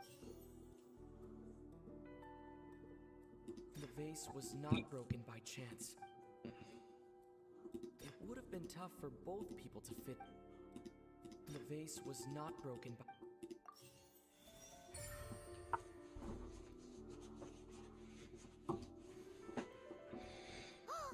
Paimon gets it! It all comes together if Halsey disappeared instead of being kidnapped. Lynette escaped from the water tank, vanishing gradually and leaving only clothes behind. If there's a similar method where a person could be transformed into water. Oh, just a moment, please. I do hope you know how preposterous you sound at the moment. How could a person ever be transformed into water? This is reality we're talking about here, not some magic trick. I request that we examine Cal's personal effects. Must we really? I should think that of anyone. Your friend Linny already knows this truth very well. Magic tricks are ultimately just illusions and misdirection. But Halsey's disappearance is very real. We're talking about two completely different things. Even so, I trust the Traveler's judgment. The truth must be out there somewhere. Perhaps some new line of reasoning may open if we try to gather all the focal points that don't make sense. Since Cal was the deceased, we haven't placed much attention on him. But given that we aren't making much progress with the case, it wouldn't hurt to have a look at his belongings, would it? People really do come up with all sorts of harebrained schemes when at the end of their rope. The way I see it, your suggestion that we broaden the scope of our investigation is nothing but a tactic for stalling the trial. Nevertheless, I believe that this is a reasonable request on the part of an attorney. Since the trial does indeed appear to be at an impasse, I believe that additional evidence may help us make more progress. Guards, please step into the lounge and examine the personal effects of the deceased, Cal.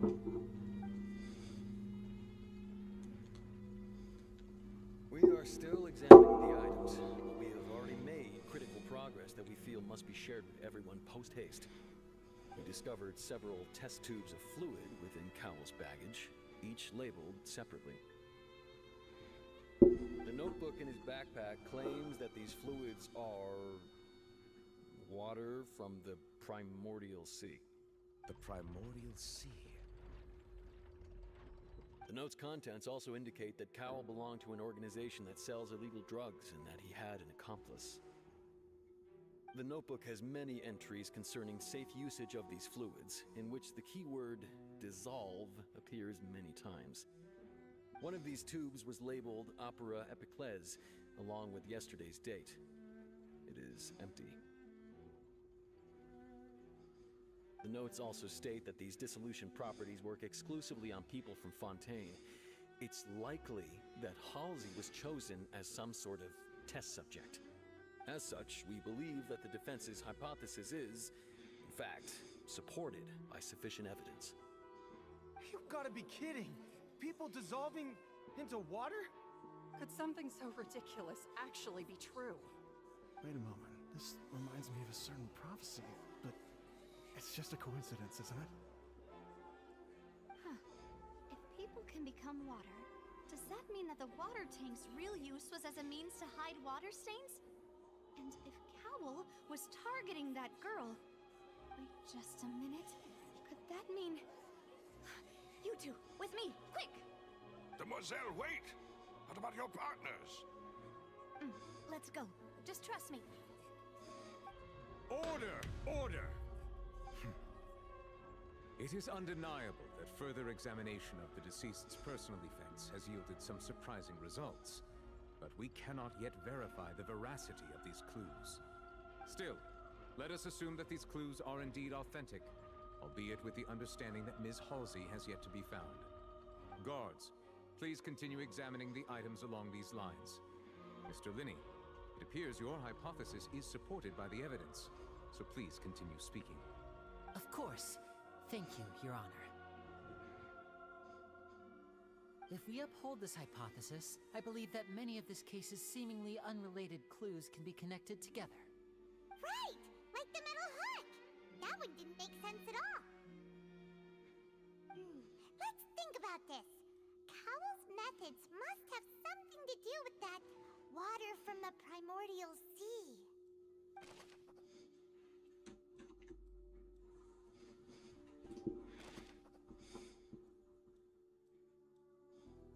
The rope that held the water tank up was lit by the fireworks and snapped. As such, the focus here is on the water, and not the tank. Now it seems like the hook rope was not meant for another magic trick, but was instead some form of triggering mechanism.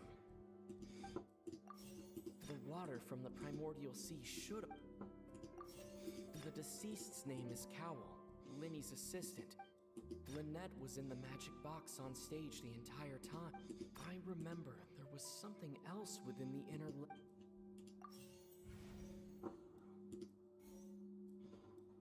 The deceased's name is Cowell. Lynette was in the magic box. The deceased's name is...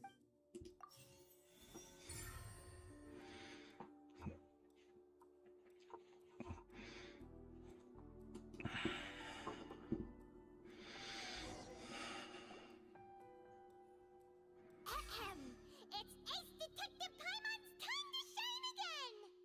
In the original plan, Cowell would tamper with the water tank Couldn't even get it. and the number selector securing his target. When the magic box containing Halsey was lowered, the metal hook would retract gradually and pierce the balloon at the top of the box. When the balloon attached to the box popped, the water from the primordial seed inside it would pour down and dissolve Halsey. Afterward, Cowell would enter the tunnel and break the flower vase to conceal the water inside the tunnel, with the remaining evidence being covered up by the water tank on stage. But he encountered something unexpected in the tunnel, and wound up being fatally hit by the same water tank he meant to use to cover his tracks. Huh. That does make sense. That actually links together a lot of the more confusing pieces of evidence. Oh dear, what do I do?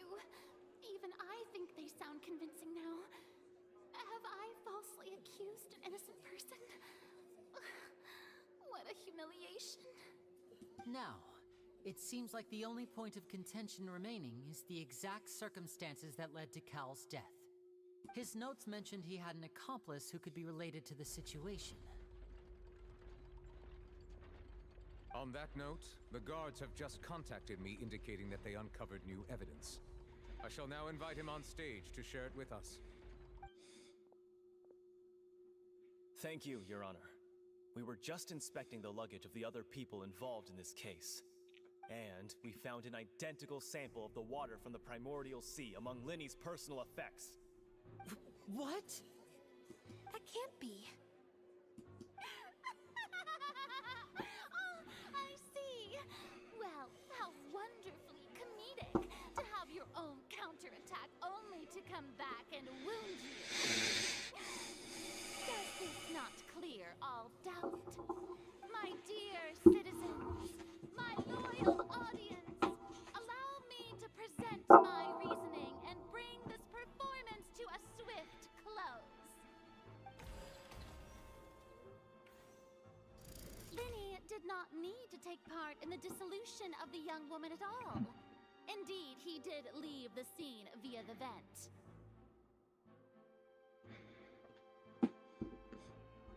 Having made modifications to the props beforehand, his accomplice Cowell then caused Halsey to vanish using the water from the primordial sea.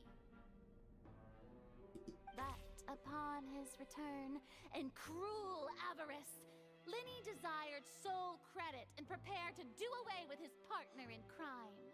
Ultimately, he knocked Cowell out, and the tool meant to cover the crime up also became a murder weapon. Now, as much as I regret having come to such a viciously straightforward conclusion, it does seem that the famed Fatui is quite the cold-blooded and ruthless organization. Am I right? We've used up all the evidence we collected. Is this the end of the... Oh no! Paimon can't think of anything either. It doesn't look like there's any way around this. Seems using the water as new evidence was too good a move. I didn't this have to happen now? I think we've all seen enough now, and we have ample witnesses to my flawless reasoning. I believe this is indeed the finale. Now then, my good, noble Chief Justice, should we not, in your view, move... Excuse me, everyone, but I must interject. Miss, I must ask you not to shout, and to respect the ongoing legal proceedings. Oh, come on. Don't be hasty. I have a good reason for interrupting, you know. Now, would anyone here like to take a little break from all this debate and see a little magic? I'll show you an amazing trick. One that can bring a young woman who has disappeared back in the flesh, right before your very eyes. Please, do the honors, Mr. Linney, if you would be so kind. What in the world is she saying? No offense, miss, but miracles like that are beyond my scope as a magician. Come on now, don't be silly. Magic is all about misdirection, isn't it? It often conceals the truth while presenting a fascinating illusion. But once everyone believes the illusion, can't magic reveal the truth to them once again? And wouldn't such a trick be the most marvelous finale to today's performance? Come on, Linny and Lynette. Give it another go. Don't worry. Spina di Rasula has made the necessary arrangements on your behalf. But, as the magic makers and stars of the show, I think I should leave the final performance to you. I understand.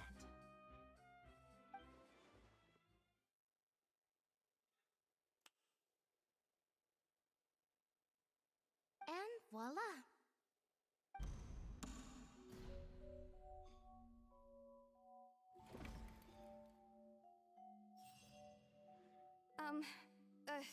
Sorry for the interruption. Wait, isn't that Halsey?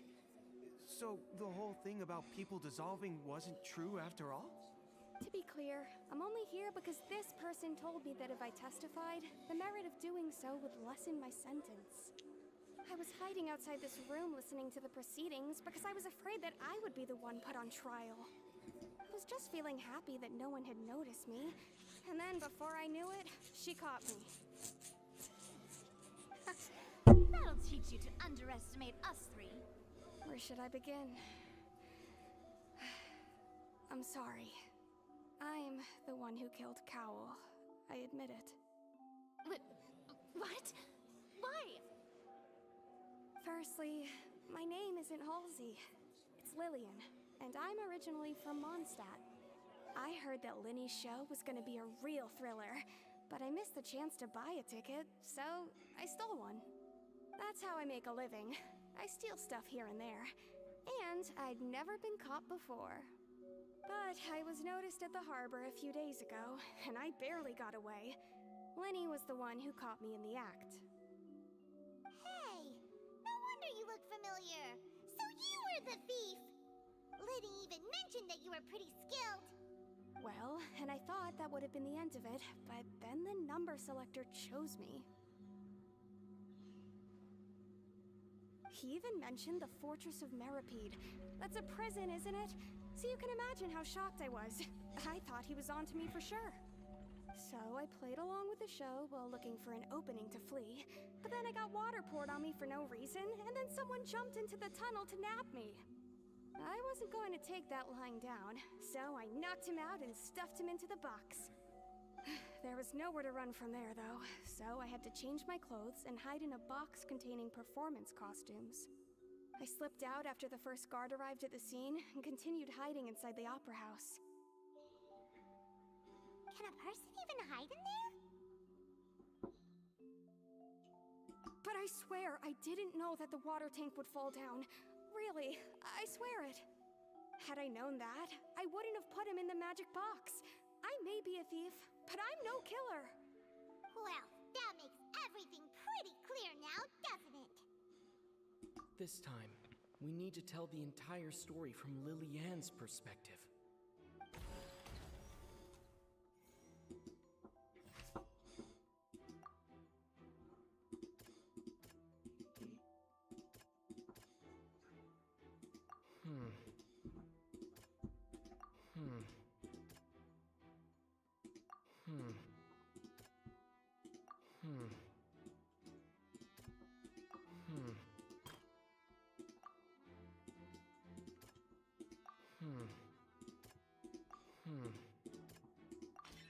The strange sound wasn't from a fight. It was Lillian's attempt to break out when she was frightened.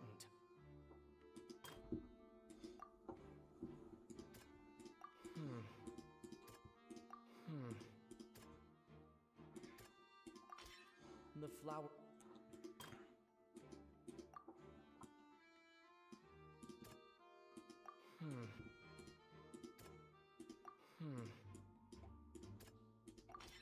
Lillian was afraid... And it's Ace Detective Paimon time! Having been selected out of the blue, Lillian panicked. Her panic only intensified after she entered the tunnel and had water poured on her head. So she kicked the door open, producing the thud we all heard. Hearing the commotion, Cowell leapt into the tunnel, only to discover that Lillian had not dissolved. He did not know that Lillian was not from Fontaine, but was a thief who made her way in by stealing a ticket. Mistakenly believing that the water from the primordial sea needed time to take effect, he tried to force Lillian back into the box. The two broke the flower vase during the struggle, but Lillian came out on top, knocking Cowell out and putting him in the box. With no way of escaping, she changed her clothes and hid in the costume trunk until the performance ended.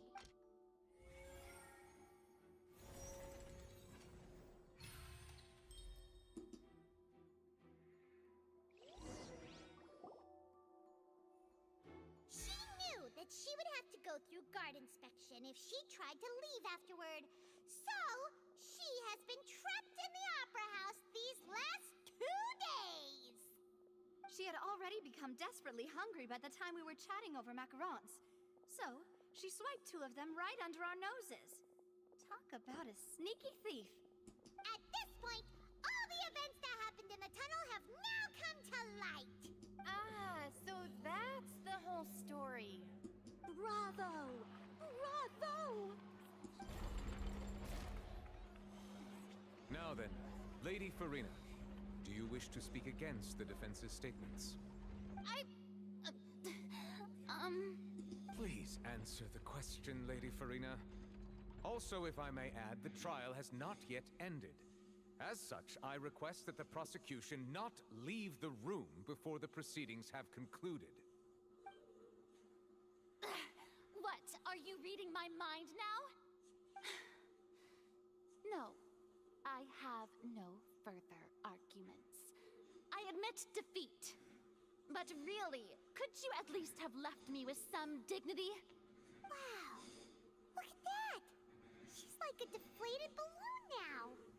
If there are no objections, then as the Chief Justice of Fontaine, I shall once again repeat the full sequence of events. The actual perpetrator of the serial disappearances, Cowell, selected his next victim from the audience reservation list. With some modifications to the selector, he could ensure that the pre-selected young woman would be chosen. To cover up any evidence while committing the deed, Cowell thought of allowing the water tank to fall, which would conceal the water left behind after the young woman was dissolved. He also tampered with the rope suspending the water tank, using the fireworks at the end of the performance to cause the tank to drop and hide the watermarks. He poured the water from the primordial sea into a balloon during the preparation of the magic box and stuck it to the box's lid. Finally, he passed the prepared hook on a rope through the gap in the magic box's door when bringing the young woman to said box. When the magic trick officially began, the box containing the woman was lowered into the tunnel, tightening the hook rope and bursting the balloon containing the water. If all had gone to plan, the young woman would be dissolved at this time. However, Lillian was not from Fontaine, and thus fled the box with a loud noise. Realizing that there was trouble, Cowell entered the tunnel and met Lillian. Thinking that the waters had not yet taken effect, he decided to proceed. However, his opponent was more capable than he thought, and he was overcome, knocked unconscious, and placed into the magic box, and thus became his own final victim. Lillian, according to her own statements, then changed clothes and hid until the performance ended, before hiding in other parts of the opera house. As for Linny, he was in the underground structures within the Opera House, and was thus ignorant of these happenings. From this reconstruction of events, we can conclude that Linny, the accused, is in fact innocent. While there is much in Linny and Lillian's conduct that should still be investigated separately, this case, at least, can be handed over to the Oratrice to make the final decision.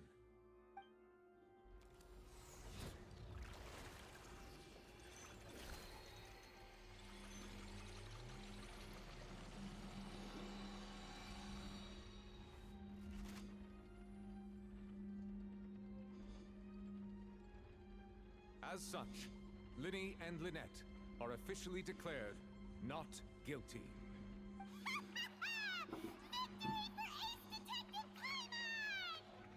Great work, partners. Thank you all. Thank you so much. Next, I think we deserve an explanation, Guard Vaughn. How did you find the water from the primordial sea in Linny's baggage? Right! Your discovery caused me to make a serious mistake, you know. Or was that not a discovery, but false evidence that you dared to bring before this court? I suspect that the accomplice mentioned in Cowell's notes was not Linny, but you, yes?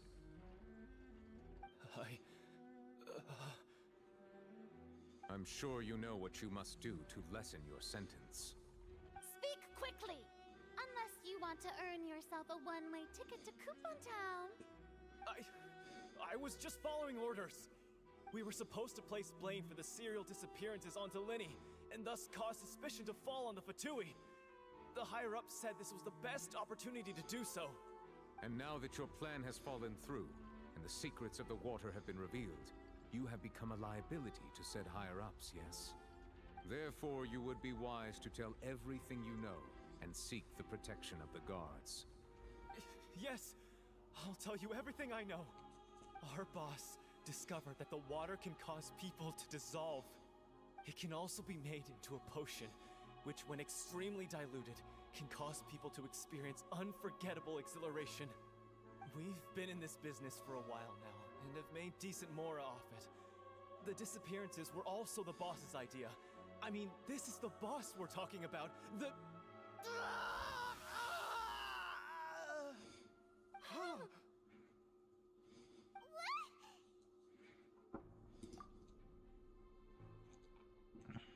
And now he can no longer talk.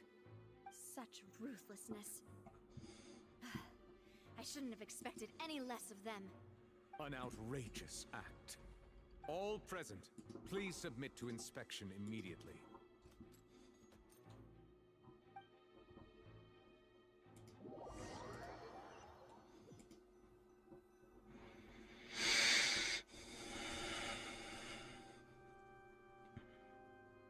So, we're just going back now? That's true, but... Traveler, Paimon! Please wait. Winnie... I know you may not want to speak to me right now. Maybe you don't even want to look at me. But still, let me thank you again for defending me to the end. I guess. But regardless, I'd like the opportunity to set things straight.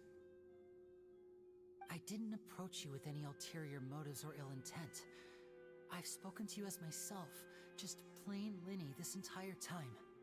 As for why I'm a Fatus, it's because the goals of the House of the Hearth align with those of an orphan like me. That's all. That was how Father, who you might know as the Knave, approached recruiting us back then too. The Knave? The one who controls the House of the Hearth? She's your father? That's right. And since we're here, I was wondering, would you mind hearing a story? It's about my past. Back when our parents first died, Lynette and I were left wandering the streets. To survive, I took to surreptitiously observing an older street performer who did magic. It took me several days to figure out how he pulled off his amazing tricks. I took my sister through several streets until we found a crowded corner, and we began to perform magic tricks there. To my surprise, we proved to be pretty popular, and we could at least stop worrying about where our next meal would come from for a time. But I didn't want my sister to remain a street rat together with me forever. Before long, an aristocrat came to me and claimed that he wished to take us in after watching my performances. So you went from orphans to nobility just like that? That was how we felt at first, too. As if fate was on our side and we could say goodbye to those painful days. But I gradually discovered that while we were called foster children, he was really after my talent for magic tricks. He would constantly take me to all sorts of banquets to garner attention, which he would then use to expand his social circles. That doesn't seem too bad either. Better than roaming the streets at any rate. It took a while for me to realize just how dark his heart really was. After one particular performance at a banquet, I discovered that Lynette was not on the same return vehicle as me. I waited a long time after we returned home, but she did not come back. I went to that noble's bedroom and asked him about her whereabouts. The answer he gave me was, she caught the eye of the most eminent person at the banquet, so I sent her over as a gift. I mean, you'll be able to perform your magic regardless of who your assistant is, yes? Oh no. So he was gonna... But wouldn't Fontaine's laws deal with such people?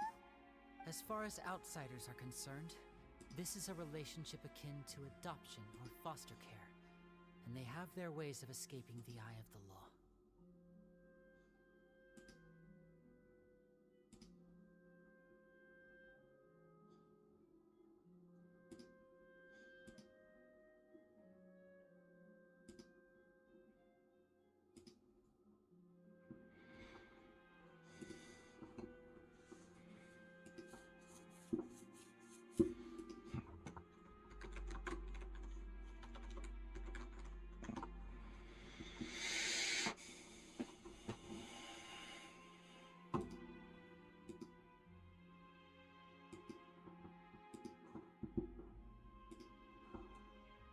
I managed to ferret out the location of the mansion of that so-called eminent person and hurried through the night. But by the time I leaped over the walls, avoided the guards, and made my way in, all I saw was the moonlit ground covered in blood, and the knave standing there in the darkness. So, she'd already taken care of that guy. That's right. She had rescued my sister before she could come to any harm, and had even discovered several girls hidden in a basement, all of them orphans. Father, the knave, might have seen something in me, and so she made me an offer. The House of the Hearth welcomes you, for your interests align with ours. Here, none will ever betray you. Indeed, betrayal shall never be permitted here. I was hesitant to trust her. I mean, I had just been betrayed by nobles. But she was also quick to destroy the noble who had taken us in at first, giving us back our freedom. Oh, so that's how the two of you joined the House of the Hearth. She has her own plans. She has gained permission from the Tsaritsa to first use the Gnosis' power once she obtains it. She plans to use it to find a way to break the prophecy and save Fontaine. So, she believes in that prophecy too? That's right. The whole House of the Hearth is currently working to combat that crisis. Today's case has also proven that people from Fontaine can indeed dissolve into some sort of water, thus further supporting the prophecy. Everyone at Hotel Bouffe d'été, including the knave, has their roots in Fontaine, and we will always defend our homeland. To us orphans, the only connection we have left to this world, apart from our family, is our homeland. So, from small deeds like distributing magic pockets to huge schemes like stealing a Gnosis, everything is aimed at dealing with that prophecy. It's all right. I understand. The only thing I can do is relate all this to you. I just hope you can understand that even as a member of the House, I have never stopped making my own decisions, and that I believe what I'm doing is right. If you should need anything at all in the future, feel free to find me. I will do my best to help you, as plain Linny.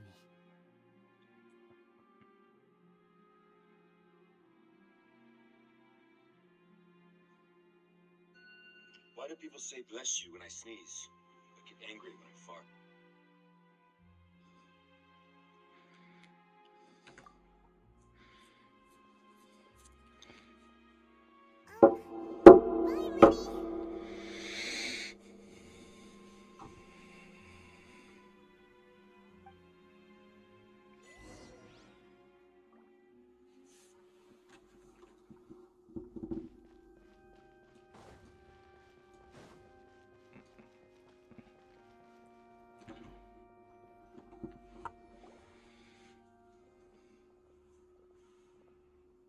Hey there. What was with the disappearing act you pulled right as the trial ended? Were you looking for us, Navia? Well, this whole thing isn't exactly over, is it? I do feel that we're getting closer to solving the serial disappearances case, though. Don't you think so, too? Huh? What's wrong, my dear partner?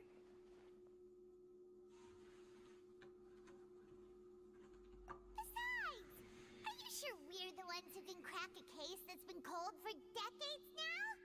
And given that there's new evidence from the trial, there should be a trail of breadcrumbs for the Hydro Archon's people to follow now, right? Ah. I see. Well, I won't lie. I'm a little shocked to hear that from you. But I suppose you are just travelers who have only arrived in Fontaine after all. Sorry. I might have been too presumptuous. Don't say that, Navia. Aw, and we were having so much fun investigating with you, too.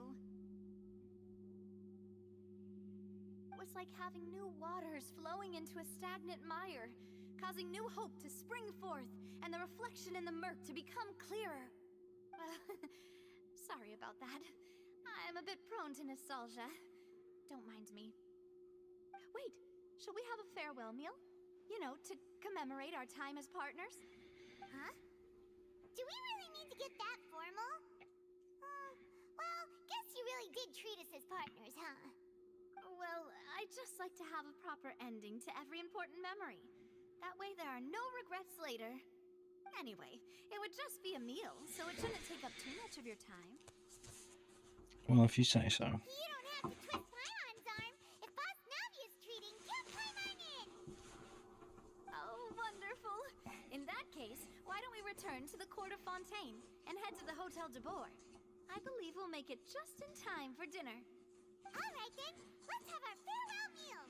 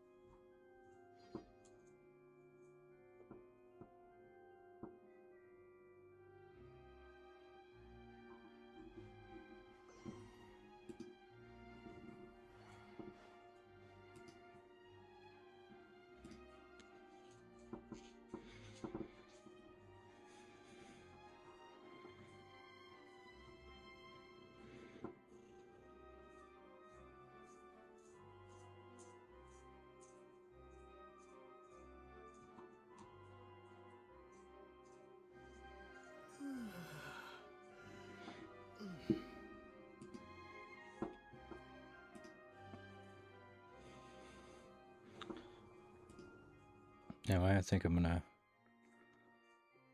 go for the time being. I'll be back tonight.